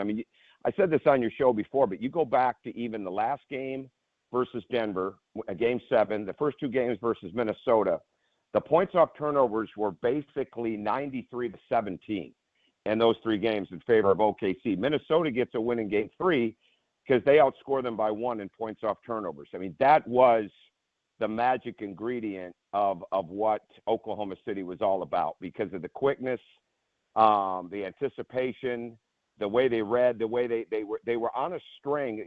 Good defensive teams and good offensive teams are on a string with each other, whether it's helping recover, whether it's moving without the ball, moving on penetration. These guys were so good at knowing that trusting their teammate to put them in a position that they could leave their man and go get a steal because they could trust that their guy wasn't going to get beat, that he was going to contain them. And if they left, somebody else was going to pick up their man for them. And I just think that's incredible. But the Pacers, they certainly did incredible things. That game 6 was like, that's still one of the most amazing things I've ever seen. And the way that they won that game, the way that they did win it. And with all the things that they had going against them, obviously they were at home, but they had things going against them. And to play that way and would have been a closeout game, incredible. But Rick Carlisle was already going to the Hall of Fame. And if there was anybody on the fence on that voting, they can't be any more. I mean, he's that good, and he's got that great a coaching staff, and certainly that front office is as good as it gets. Tom Crane's on the Andy Moore Automotive Group hotline. Got your NBA draft coverage coming up later on this week. We'll get into that a little bit in a second. But games 4 and 5 and losses, 16 for 23, 23 for 32. And then last night in the Game 7 loss, 23 for 32. That's turnovers and points off of turnovers. And I think that you look back in this series, and that really does tell the tale of the tape altogether. It does, and I would even go back to Game 5, and this is why the adjustments they made in Game 6 that definitely had Oklahoma City back on their heels for most of that game, especially in the second quarter, and they never really recovered. I thought Game 5 was a real letdown defensively for Indiana. I mean, they weren't close on – so there's the turnovers, right? But they weren't close at times on getting hands up, being late on shooters. You know, they were there, but they were that split second late, and you can't be a split second, half a second late against really good teams. You can't be late on the Pacers, right? And that's exactly what happened in that Game 5. That was the one game I would look back at and say our defense wasn't close to where it needed to be in that game to have a chance to win it. And obviously they still were right there, but the bottom line is Indiana got better all year with their defense, their communication defensively. A lot of it had to do with Hallebertton improving as much as he did during the season. But what they've done in putting guys together and getting them to be locked into their roles is phenomenal. And now they've got a battle cry. Obviously, they've got the battle cry with Tyrese and would be hard-pressed to think they're going to have him next year. But at the same time, now we have to get better with the ball, right? If we're going to win a championship, they gave us the blueprint for what beats us, and we got to get better with it. It's not just about making shots and getting stops. It's about absolutely not turning the ball over in those situations because Oklahoma City is not going anywhere with that defense. So Tom Crean of ESPN's on the Andy Moore Automotive Group hotline. I'm curious your thoughts. So Tyrese Hallebertton, let's just suggest he's going to miss the entirety of the season with that Achilles injury. How would you want to see this team next year? Because my suggestion is I have too much trust in this team concept that I like so much to write these guys off. And we have so many suggesting that, hey, use this as kind of a see what other guys can do year and wait on Hallebertton to get back. I think that does a disservice to the whole team in general here. So are you a run it back type of guy with the core group that really took them to 7 games against OKC in the NBA Finals this year? Oh, absolutely. And I think the biggest decision, and some other teams have this decision, Dallas could go through this if they're not going to have Kyrie Irving, is you've got to find another guard that can come in and that definitely can play the game, right? That can score, that can pass the ball, that's a low turnover type of player, but somebody that's going to fit into that system. And even if it's a 1-year type of deal, you're not somebody that's coming in as an independent contractor trying to get paid, so to speak, at the expense of everybody else in Indiana, but getting somebody that can come in, blend into that. Somebody's going to want that, right? Like somebody comes in there and plays really well for Indiana or even for a Dallas Mavericks, that's going to lead them to some great stuff, right? But you've got to come in and you've got to suppress whatever you think your game is for the betterment of that team. And then it's got to be a great summer for Benedict Mathurin. Hopefully Jarris Walker can make a jump this summer. I'd say this is a lot on the player development people and the coaches at Indiana to make sure that they have, obviously there's a rest period coming up, but that they don't let the whole summer and early fall get away from them on how much better people got to be. And I would think the culture of that team right now would be okay, we have some real opportunities to step up, and what it comes down to is consistency. And I think that's going to be huge. And I think for teams like Indiana, I mean, you can't take a year back and have Pascal Siakam be where he is financially, and they're obviously going to want to keep Miles Turner. I mean, you can tell Rick Carlisle thinks a lot of him, so they're going to want him. I mean, you can't take a step back at the expense of those guys, and they won't have to. I mean, they won't have to. Somebody's going to really want to win and fit into that, and I think they'll be doing a little bit more of a selective process than they will a have to really beg somebody to come in there and play for them. You're going to be a part of the draft upcoming later on this week. And I've said this before. You and I have had this conversation. The Pacers with their team concept, there's no doubt OKC has a similar team concept. You think we're going to see more of teams constructed in that fashion and really trying to play with a pace where you have to get into even better shape than what you already are in, more so than the couple of stars and fill the gaps every place else mentality that we have seen over the past? Absolutely. I mean, no question about it, because, people are seeing that the 3-star system is not necessarily a great thing. And the Pacers' pace is at a whole different level. And really, again, the only one that can really understand that pace is OKC, and they don't play overly as fast as Indiana does. I mean, that's a special thing. And I know I've said this on this show before.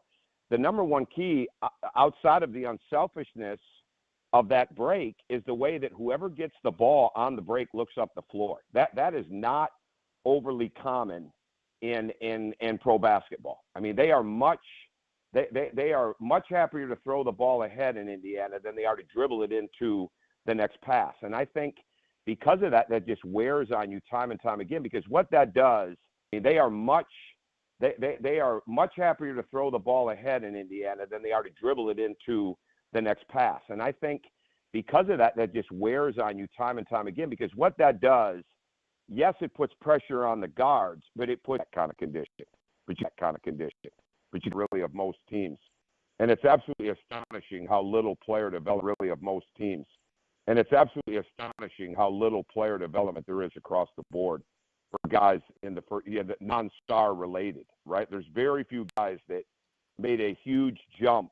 The Pacers are one of them. And obviously the Thunder are teams like that, especially with what the Pacers did with Nembhard.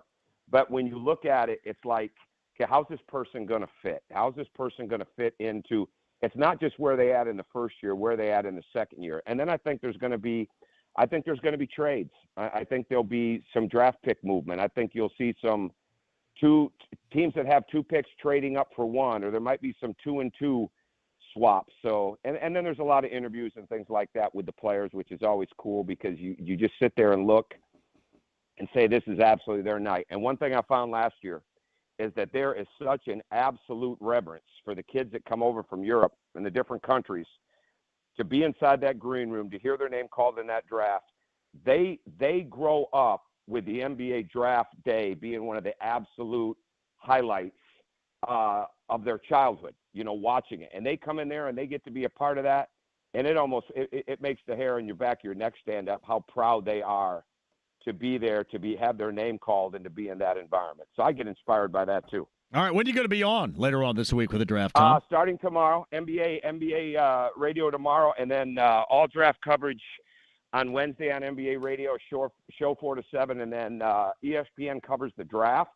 But we have the show on live and do a lot of the player interviews, and then Thursday on NBA radio. So 3 days in New York, and it'll be cool. Hey, value starting to. Finals and lose even more. Finals and lose even more. Finals and lose even more. In case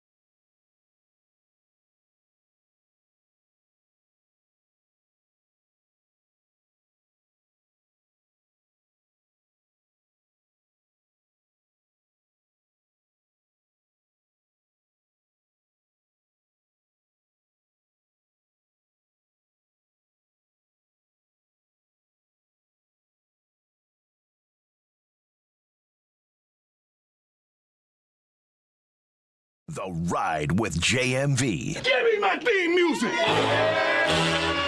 93.5 and 107.5. The Fan. Ball tapped out of bounds on the jump, awarded to Indiana. Pacers down 2, 2:13 left in the half. Mathurin center of the floor.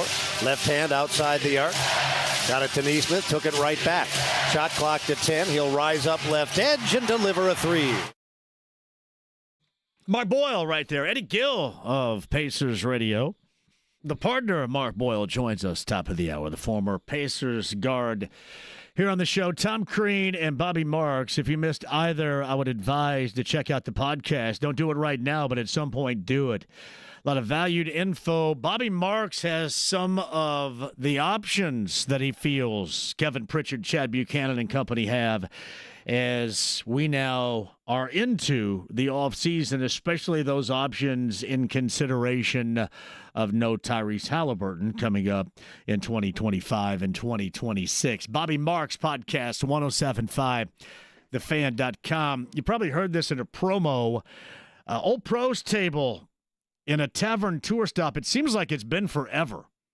But it's Brent Holverson and I coming up on Thursday in Broad Ripple at OPT's with Heaven Hill Distillery. Cannot wait to see you there. So make sure now we're getting into a lot of the off-the-court stuff. So much time for dialogue, but always time for a party. And while we're not partying after a Game 7 loss, I am not a part of a funeral procession either. Because I think it's appropriate to celebrate this group in the fashion in which I've described it as my favorite team of all time around here.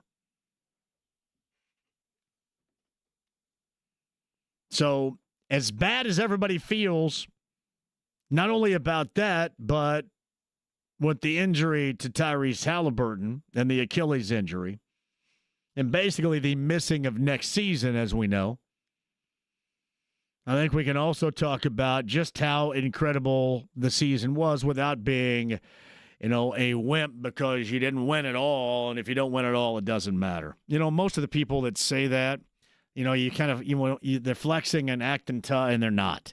Seriously, they're not. And really, it's probably more dorky than it is anything else. Now, you're allowed. And I say you're allowed, especially with this group. Not only are you allowed, but it's something, if I were you, I would embrace. Hey, speaking of which, Saturday night, and we did the party lead up to Game 7 on Saturday night on B1057 on the JMV Takeover. Just an incredible evening. Well done. It's a great job. That is, honestly, that and this is what live local radio is all about. And so often we're around people that want to talk it down, call it unnecessary. Those of you out there know how completely necessary it is. And you know what? It can also be fun if you don't have to follow the leadership of jackasses. Very fun. Along with being entertaining and informational. But man, Saturday night was great. Did the pre to the pre with Jeff and James yesterday. That was a hell of a time. But thank you, everybody, for Saturday night on B1057. That was a new high. In fact, I look back at this entire postseason. Just what a great time it's been. I know you're going to have that memory or that nightmare of Tyrese Halliburton's injury forever in what might be what could be. But I think it's also allowed to have the memory for how much enjoyment this group brought you this season for the foreseeable future as well. Speaking of which, that direction and a bit of a recap in Game 7. Former Pacer guard Eddie Gil is on the inbound coming up after 5. Stay right there. It's 93.5, 107.5 The Fan.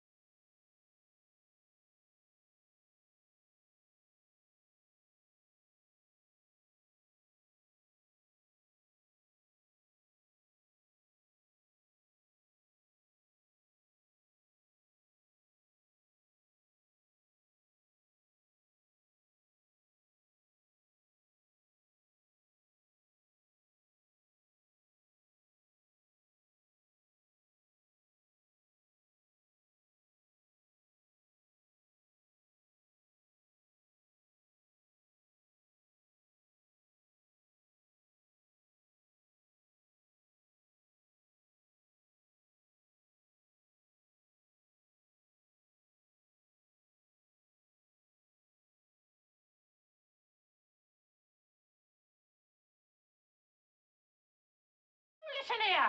He's not the Messiah. He's a very naughty boy. Now go away. 93.5 and 107.5. The Fan. Nembhard runs into Caruso, right edge of the arc, as the Pacers work from a three-point hole. Nembhard left of center to Turner. He's been ice cold the entire series, but not there. A three from the right edge. That is Mark Boyle right there, the voice of the Pacers Radio Network. Tom Crean and Bobby Marks a little bit earlier. Podcast with both, 1075thefan.com. Pacers season ends in Game 7 without a title. OKC is your NBA champion. 103-91 was the final. And Tyrese Hallebertton with the Achilles injury. Not been talked about from the Pacers angle yet, but it was a Shams report on ESPN a little bit earlier today. We've had that discussion, a lot of discussion with you at 239-1070 coming up on the other side, so don't go anywhere. We'll get into that coming up in just a moment as well. Game 7, 7 minutes in, Tyrese Hallebertton goes down, and you get just James, you were at the watch party. Mm-hmm. What was the reaction inside Gainbridge Fieldhouse? It was something I have never really experienced before. I've never experienced 10,000 plus people collectively having their hearts drop into their stomach at the exact same moment. The environment before, it was electric. It was almost like it was an actual home game in terms of how hyped up the crowd was. And I give props to JJ and to Denary because they were there hyping the crowd up, and they did a great job after trying to get everybody back into it. But there was just this palpable sense of, oh no, in the entire building. Couldn't get around it. It's James, who was there yesterday at Gainbridge Fieldhouse for the watch party. At Paycor in Game 7 on Pacers Radio, the former NBA guard, the former Pacer guard, Pacer radio analyst Eddie Gil. He was front and center per usual. He joins us now, the Andy Moore Automotive Group hotline. Did your heart kind of drop into your stomach when you saw Tyrese Hallebertton go down after this first 7 minutes of the game, especially considering what you knew going in about the calf injury, and he started out, Eddie, so damn well? Yeah, it was a painful sight. I mean, just the mixed emotions going through there. You think about the basketball piece of it, obviously, and the Pacers' chances of winning, you got to be full strength against that team, and then even that doesn't guarantee anything.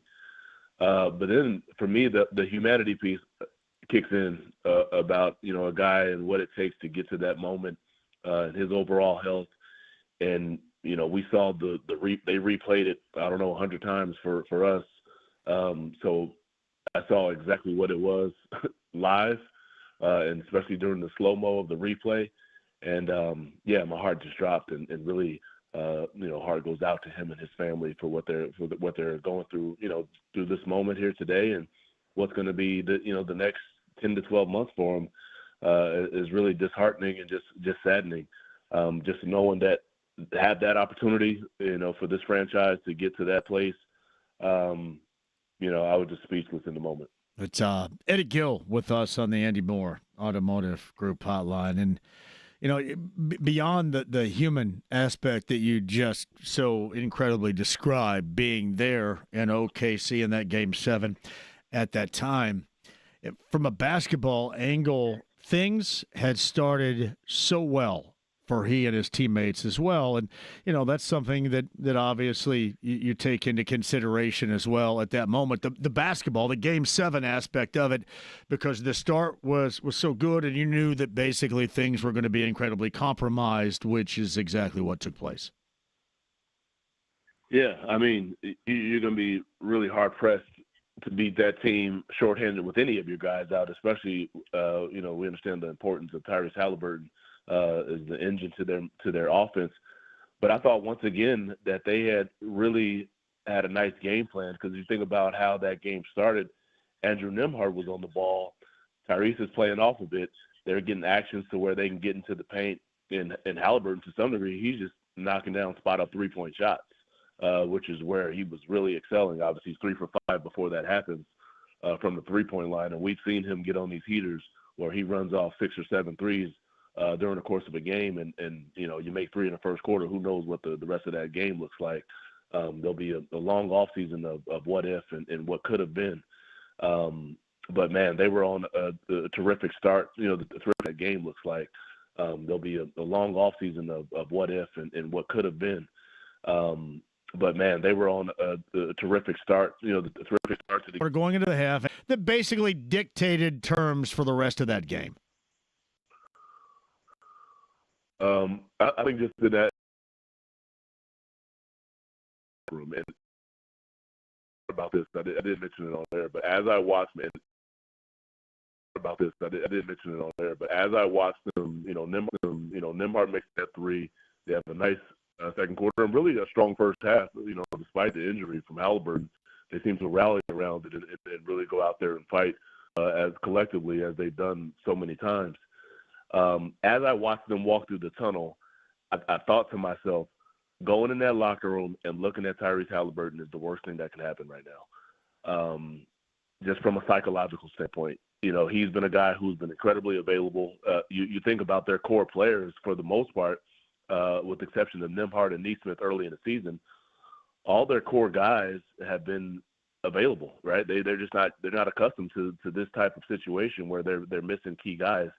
Especially Tyrese Hallebertton. So when you walk into that locker room, it's going to do a number on your psyche, and it's again, humanity takes over sometimes, and there's just an organic movement in terms of what you do from a mental standpoint, and they just didn't look like the same team in the third quarter. But I also don't want to underestimate or discount how good the Thunder are. They certainly put it in another gear, and we've highlighted how good they are defensively, but I think there's a blend of the two there.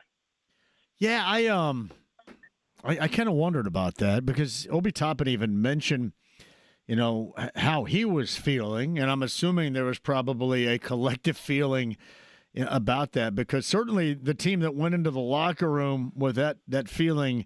Be able to demonstrate and put out there on display in that second half after you. Thoughts on the approach with this team coming up? I can't say that I've really gathered my thoughts or really given significant consideration to what they would do or even think to do in this situation. I think right now is just trying to get your bearings and just kind of let the dust settle a little bit. And it's an interesting mix of being able to have incredible appreciation and gratitude for the run that you just went on, which is historic.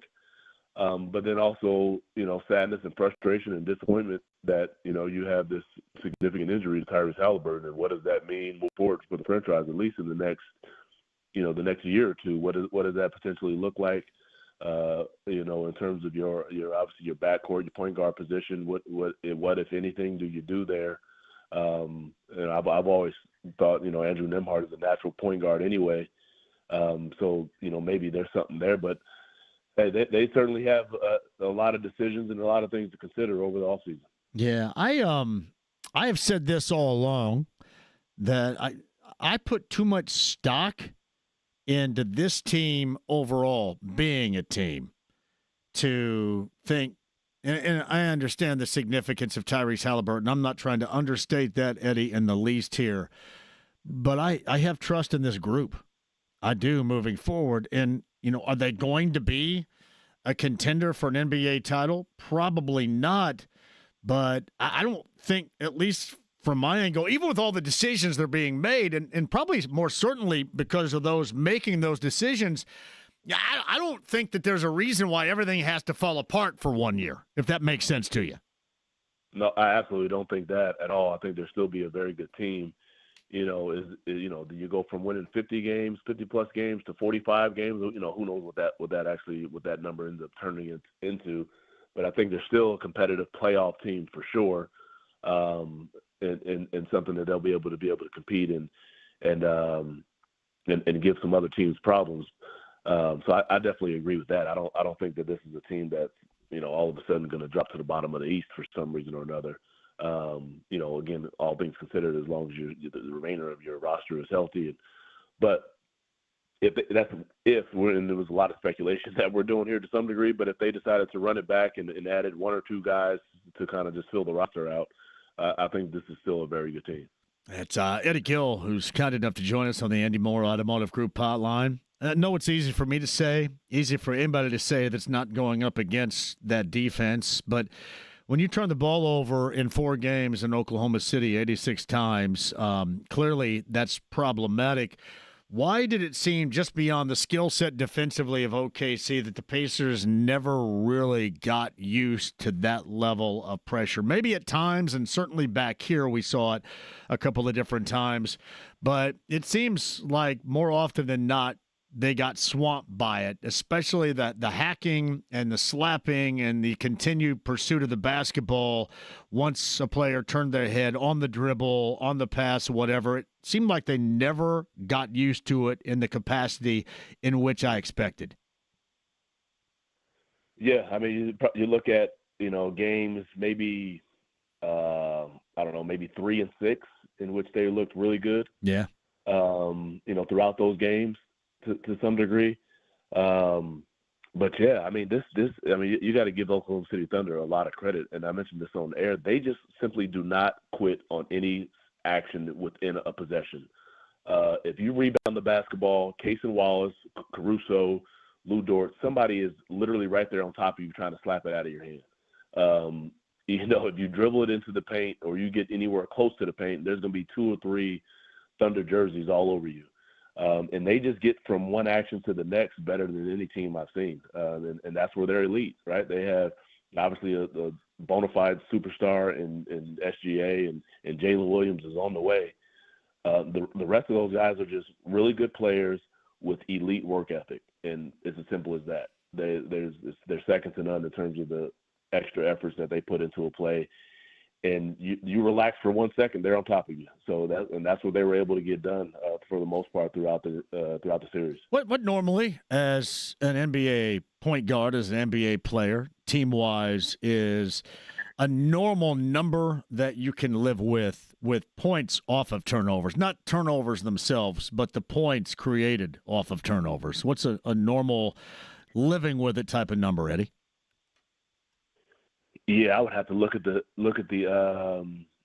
overall stats and everything, but I think 15, maybe 10 to 15, is something that's manageable. Once you start getting up to 20, 30, I mean that's gonna make it rough on you because you're giving the opponents that much more opportunity. And honestly, I don't necessarily look at the points off of turnovers. I look at the overall turnovers because even if that team is they're not converting, they're just getting more shots on goal. So eventually they will start making them, right? These are pros. So they're if they get more opportunity, eventually the ball's going to start to go in if they're not hot right out the gate. I think one of the reasons I look at it so much is you go back to game 1 and they turned it over 25 times. And I thought, considering the type of team and what their calling card was with the Thunder, the fact that, and we discussed this before, it seemed like there were a lot of dead ball, I guess, not live ball, live action type of turnovers right there. They only translated that into 11 points, but you turn the ball over 25 times and get a win.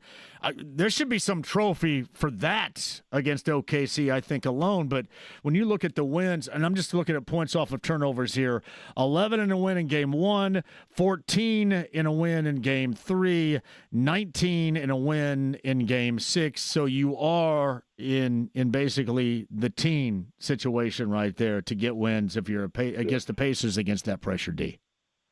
Yeah, well, there you go. I hadn't even taken a hard look at it, but I'm in the ballpark in terms of my answer. Right? If you can limit it to that, you're probably in decent shape, anyways. And they really flipped the script on them in a major way in Game 6, where they turned the Thunder over in a major way and took care of it. I think the Pacers only turned it over 10 times in Game 6, and the 10th coming with a minute left in the game. I think Perfy may have turned it over late, but yeah. So yeah, the name of the game is take care of it against that team, and they make it incredibly difficult for you to do that.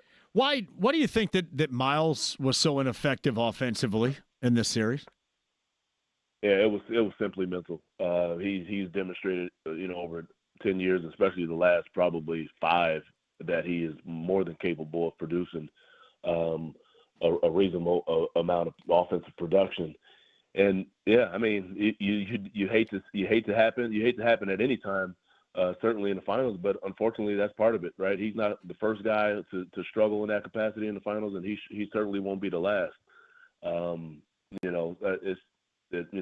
is what it is. It's pretty simple. A guy struggled like that, and I think to your reason why, I think it was the mental component to it. I don't know whether the anxiety, he was nervous. Those are all I'm speculating to some degree, but I think we could all agree that we didn't see the confident Miles Turner that at least me, I'll speak for myself, that I've grown accustomed to seeing and loving watching play, and I love what he brings to the table, but just didn't have it during the finals. I think he'll learn from it. He'll bounce back next season and be as good a player as we've seen. But yeah, it's disappointment and frustrating to have it happen in the finals. That's just what it is. Like I said, he's not the first. He won't be the last. And you're always kind of looking for a starting point. And Eddie, watching him shoot, he went from as they opened up. And I remember the first couple of shots. One was long, dead on, and one was short. And he was trying to find it. And then when it starts going left and right, he didn't know where it was. So clearly he lost confidence. And then the worst part about it for me, as somebody that has studied this for a number of years with 33, is then you become hesitant, and then you don't do it. And to me, that's the moment in which you probably are going to come off the floor. Yeah, that's death. Once you start hesitating like that, I mean, you really start to limit the potential of you being effective out there. And I mentioned this, I think maybe after game 1 or 2 when you and I chatted, is confident Miles Turner is a very good one. But when he's hesitant, much like any of us, and I've sat in that seat in terms of whenever I was hesitant about doing anything on the floor, it didn't go well for me. And he's, no stranger to that as well. The hesitancy, second guessing, should I shoot it? Maybe shoot it. Now I'm up against the clock. Oh, I have to shoot it. And that was one of the things also. So even the ones that he shot, he didn't look incredibly confident about. No. But there were good looks that he turned down. And I thought that he wasn't the only one who was doing this. There were a couple guys who turned down good looks, and next thing you know, it's 4 seconds on the shot clock, and now they're passing a grenade to somebody. Yeah, and it's not going to end well. That and that's also now how this offense works. I mean, you work the ball around off the pass, and we celebrate that the way they move the ball offensively, and you step into it when you have the opportunity. And if you defer, you give this OKC elite-level defense time to recalibrate. That's exactly what they do. Oh, man, there's no question about it. They're tightening the screws the entire possession anyway. Yeah. So if you start turning down open looks, and again, he wasn't the only one doing it. If you start turning down open looks, it is going to be a major problem for your team. You're either turning it over, shot clock violation, yes, or again, you launch it. It's going to be Hail Mary full of grace with 1 second on the clock. Turnovers and late clock work. All year long we felt that was detrimental, and it happened more times than you absolutely would want it in this particular NBA Finals, which is unfortunate. And I think we're all going to have really fond reflections on this team, but some of the opportunities, whether it was the fourth quarter of game number 4, the Hallebertton injury is going to play. There are going to be a lot of things that we're going to mull and chew on for a number of years, well beyond just how fun it was to be a part of this enjoyable group in this ride. Yeah, I mean, I mentioned that also. There's going to be all sorts of, what if and what could have been, and if we would have just done this. And you're right, game 4, there's going to be question marks there, and obviously Halliburton's injury. But when you look at the grand scheme of things and you just take the 30,000 square foot view, I think you really should and could have a great appreciation for what we saw this team do throughout this playoff run and really throughout the season. You talk about a team getting hot at the right time. I mean, historical wins that we've never seen in the game, historical performance and shot making that we've never seen before. Miles had some historic plays in his own right. Obviously he was talking about him struggling in the finals, but if he doesn't do and play the way he had played throughout the playoff run, maybe they don't get there at all. So I think there's something to be said about that. This whole recency bias we're all fall victim to because of what we just saw over the last, 6 or 7 games and what could have been and that kind of thing. But I think it also a greater perspective on what this team just accomplished certainly deserves some credence. Yeah, I thought for sure when they went back to the bigs, I thought that would help me out on this too. When OKC plays defense, the whole high ball screen action with Miles, it seemed like the pick and pop was as well defended for him. So normally he has time to step into things, but it seemed like that more times than not he didn't from distance, and then he would get caught in between the 3-point line and the elbow, and the defense was so quick to recover. It just seemed like everything for him was incredibly sped up most of that series. Schematically, they are just different. The work ethic that they have is just different.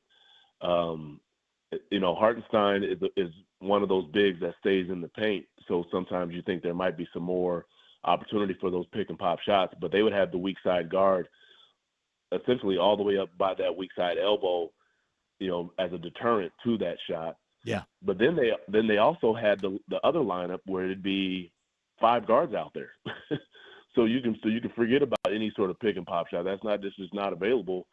Or even when they had one of the bigs out there, when Chet Holmgren was out there, he's a mobile big, so he can get back to that area quicker than most bigs. So that shot just wasn't as available as we've seen it be throughout this season, especially against other bigs where Miles was just standing at the top of the key alone, and he's it's like he's in the gym by himself and he's making those.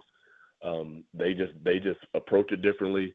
They have a different roster, and they're able to just play in that manner where that shot's just not as readily available. All right, hey, job well done. It's always a pleasure, and we'll see what happens moving forward here as to what type of dialogue we're going to have. But man, it's great having you on during the season. I don't care what anybody says. This was the most enjoyable team that I've ever had the opportunity to cover. It was seriously, this whole run was that enjoyable, even in a 7-game loss to Oklahoma City last night.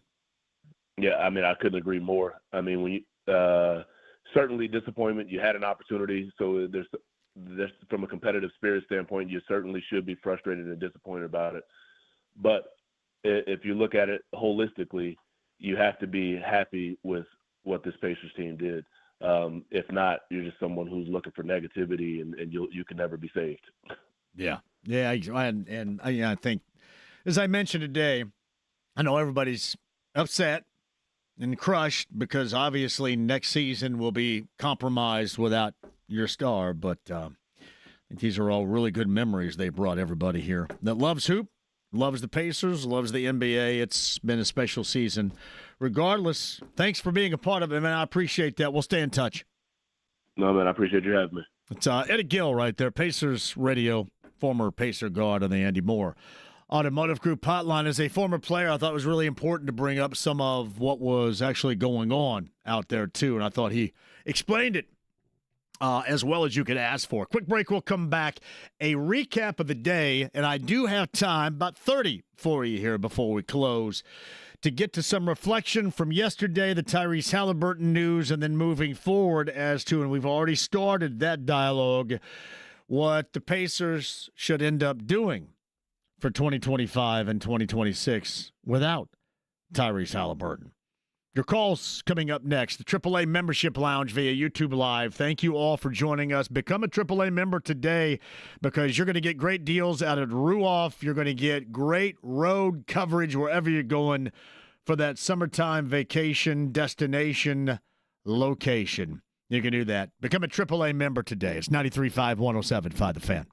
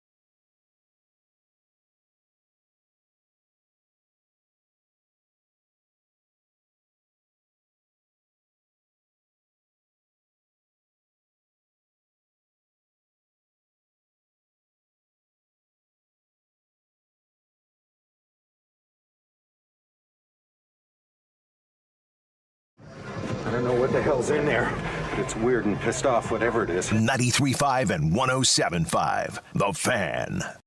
Neesmith, right edge of the arc, working it to the top. Toppin takes it there, shovels it to McConnell. He comes to the right baseline and knocks down another one. 10 hot ones here by T.J. McConnell here in this third quarter. He has scored 10 points in the quarter. It's 70-66 for Oklahoma City. Mark Boyle right there. And Eddie Gil just joined us, the podcast at 1075thefan.com. We should mention that the Fever lose yesterday, now 6-7 on the season. The Aces get them 89-81, outscoring the Fever in the fourth, 31-20. That turned out to be the difference. Caitlin Clark has not had good performances since the initial return from injury. 7 of 20 field goal wise from 3-point range, 1 of 10. I think if it were 2 of 10, that would have been my senior sectional game. 3-point output right there. 1 of 10. 19 points in all for the Fever in the loss to Vegas yesterday. Of course, that was a bit of an appetizer, and then you had Jeff Rickard, James Boyd take over for the pre to the pre. Game 7, the Pacers lose to OKC, and then ultimately more than that, it was a loss of Tyrese Hallebertton. It has been an Achilles injury. It's Shams with the report a little bit earlier today, all that you witnessed last night and watching it about 9,000 different times on replay. But, done for the season, so be prepared for that. Is certainly going to be the expectation. Benedict Mathurin, 24-13.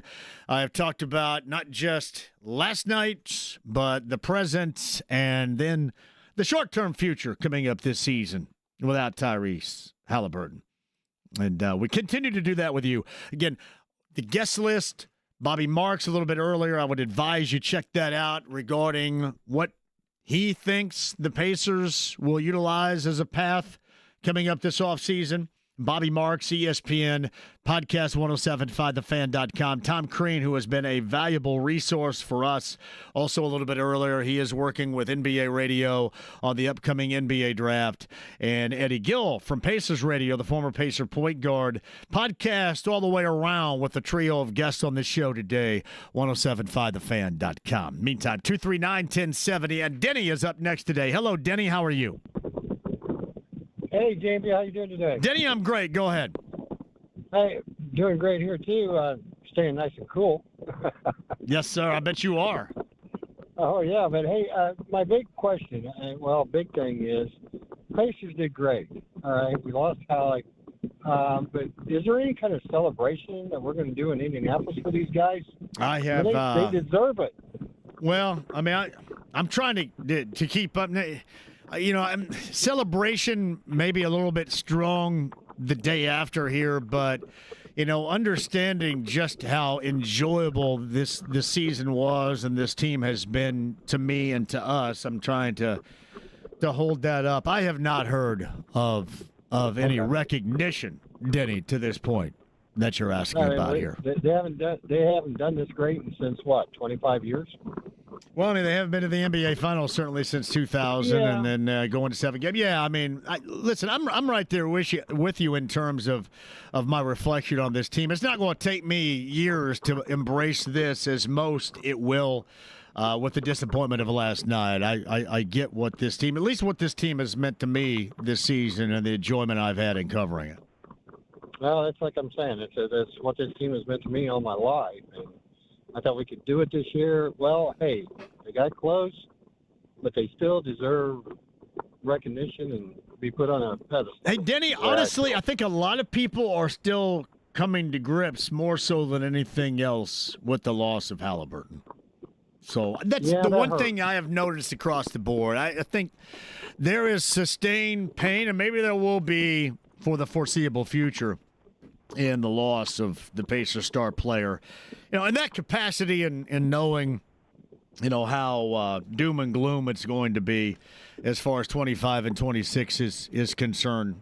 without him, a lot of people find it difficult to get over that right now. I'm trying to help. Because I do have a great deal of confidence in this team because that's exactly what I've embraced about this group this season, the team concept. But I think it's been lost on some out there because of the massive disappointment with the loss, and then you compound that with the loss of Hallebertton. A lot of people probably are just not willing to want to discuss it as of yet today. Yeah, but you said a big word, team.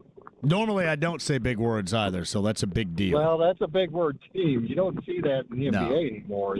So I solidify that all the time. You look at this group I know, I listen to you all the time as a team, and if you really truly enjoy the team concept, this was the group for you. There's no doubt about that.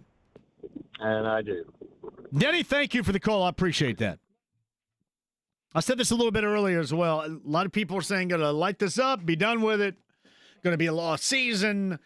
There's a way you can develop guys that need to be developed and still play for something here. Can you just play? And I mentioned this on and off again before our guests started coming on the show, especially at the outset of the program.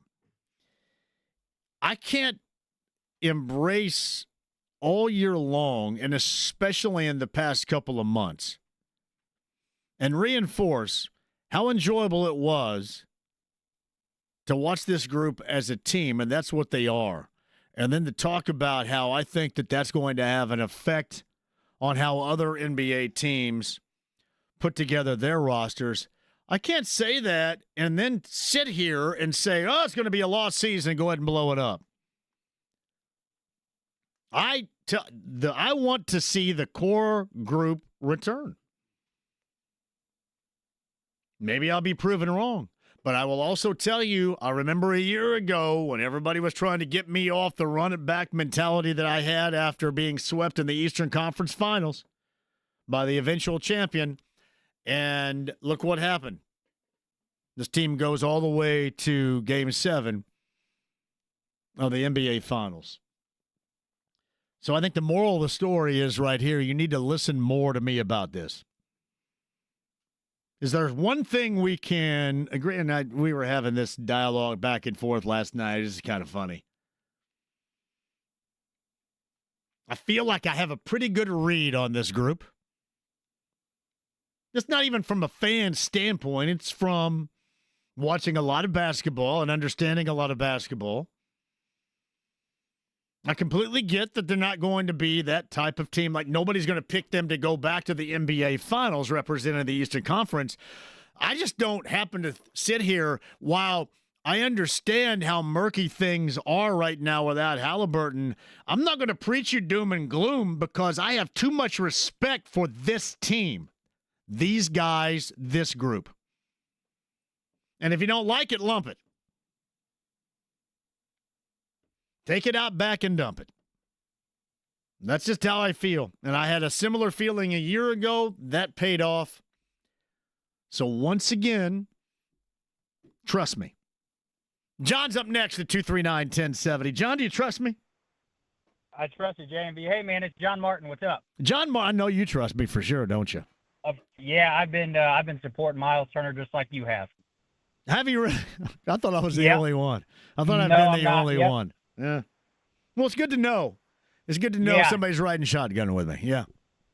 Yeah. So do you think, with Hallebertton going down like this, do you think this changes their strategy with Miles Turner in the offseason? I don't. I can't tell you 100% sure that it won't, but, yeah, I don't. I think that, again, I think the ball was rolling already before all of this, and I don't. I could be completely wrong about it. I'll be disappointed. To me, as somebody that wants to see this group back, this core group back, it'll disappoint me if that's the path they take. Right. Yeah, I got one more thing too.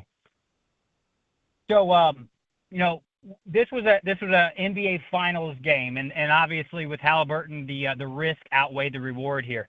If it were a regular season game, do we know how long he would have been sidelined? If Weeks. Weeks. I mean, for that cap string. he's the baddest of all badasses for going out there and competing at that level, knowing the significant risk. I never ever want to hear anybody have a bad word said about Hallebertton, because that was the baddest ass of the baddest ass move that he made. I will forever absolutely have love for that, because he went knowing the risk, the significant risk. He went at it because that's what he wanted for his teammates, and the fan base here. So you better always have love for that guy, because that was, as I mentioned, completely badass. Absolutely. John, anything else? No, that's going to be it. I appreciate the time today. You See you, got JMV. Yeah, one guy on my side right there is John Martin. Hey, is that our internet that's jacking around here all the time? What the hell's happening here? Yeah, it's having It's some popping and cracking, and it's having some issues. We've had some issues with the stream, and it seems when the issues start happening, it affects the phone lines. So there's just a whole lot of things happening. I'm sure everybody's working really hard on it right now. Oh, I'm sure. Did I say hard on it right now? Sure. Nah. Badass. You should just, please, if you get a moment and you want some hellaciously large laughs, please, I invite you to my social media platform on X, my X handle, because it is chock full of some of the biggest dumbasses of all time. And it's comedy now. It used to kind of, I go, oh man, I got to shake my fist, and then it's just comedy now. Like, here's one. This is from girl dad. How about girl dad dip blank? I know. Yeah, just, I'm not going to regurgitate it. I'll give you the opportunity to go ahead and laugh on it yourself. From girl dad. I don't drink Bud Light, shop at Target, Harry's, or Disney. So that pretty much tells you all you need to know right there about girl dad dip blank. I will say this, though.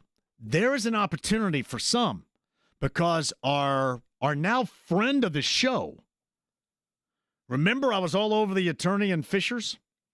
Did you see that attorney actually went, or did I say, yeah, I think he's a lawyer or something. Hell, I don't know, something in Fishers. But we went all in on him late last week, and he redeemed himself yesterday in a big way. He showed up at OKC with his family and then sent me a photo.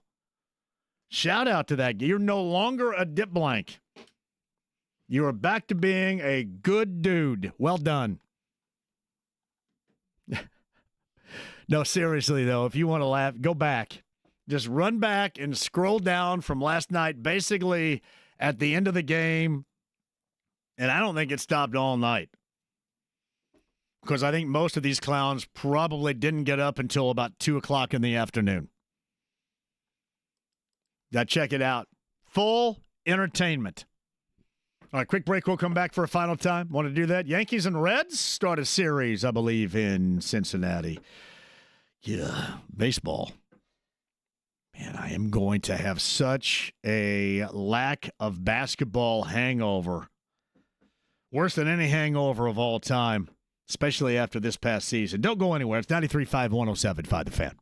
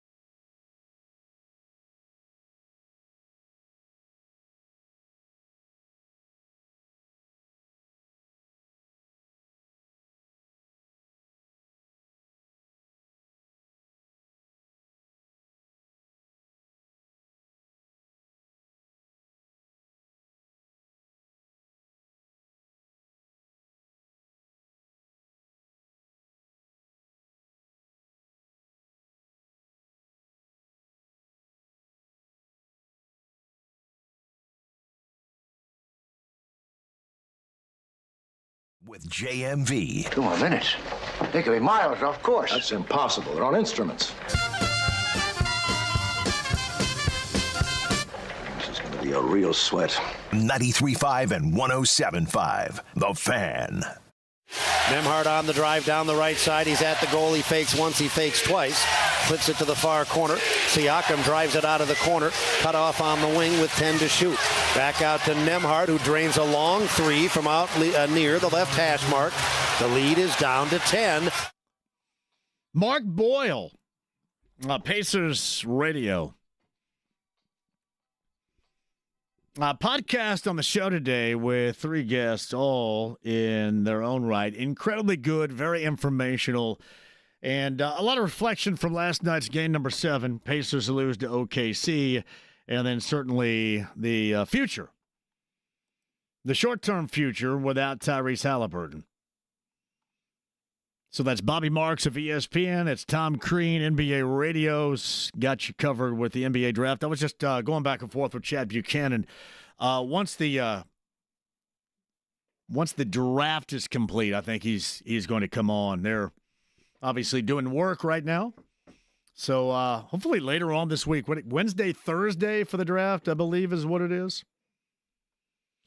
Thursday's show is going to be at OPT's. It's a tavern tour stop. We're in Broad Ripple with Heaven Hill Distillery. I believe Brent and the gang, and I kind of want to tag along on Friday.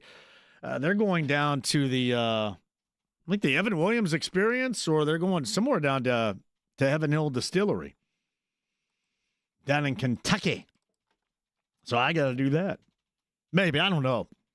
I know I'm going to be at the Tavern Tour Stop in Broad Ripple at OPT's on Thursday. I would advise all of you to join me, because if there is a group out there that needs a collective drink, it'd be you. Us. PJ says the difference between bringing the same groom back this year and bringing back the same a year ago is last year the Pacers weren't bringing the same group back without one of the pillar players. I would suggest it's even more important, PJ, without Tyrese Hallebertton. That's just me. All I am is right.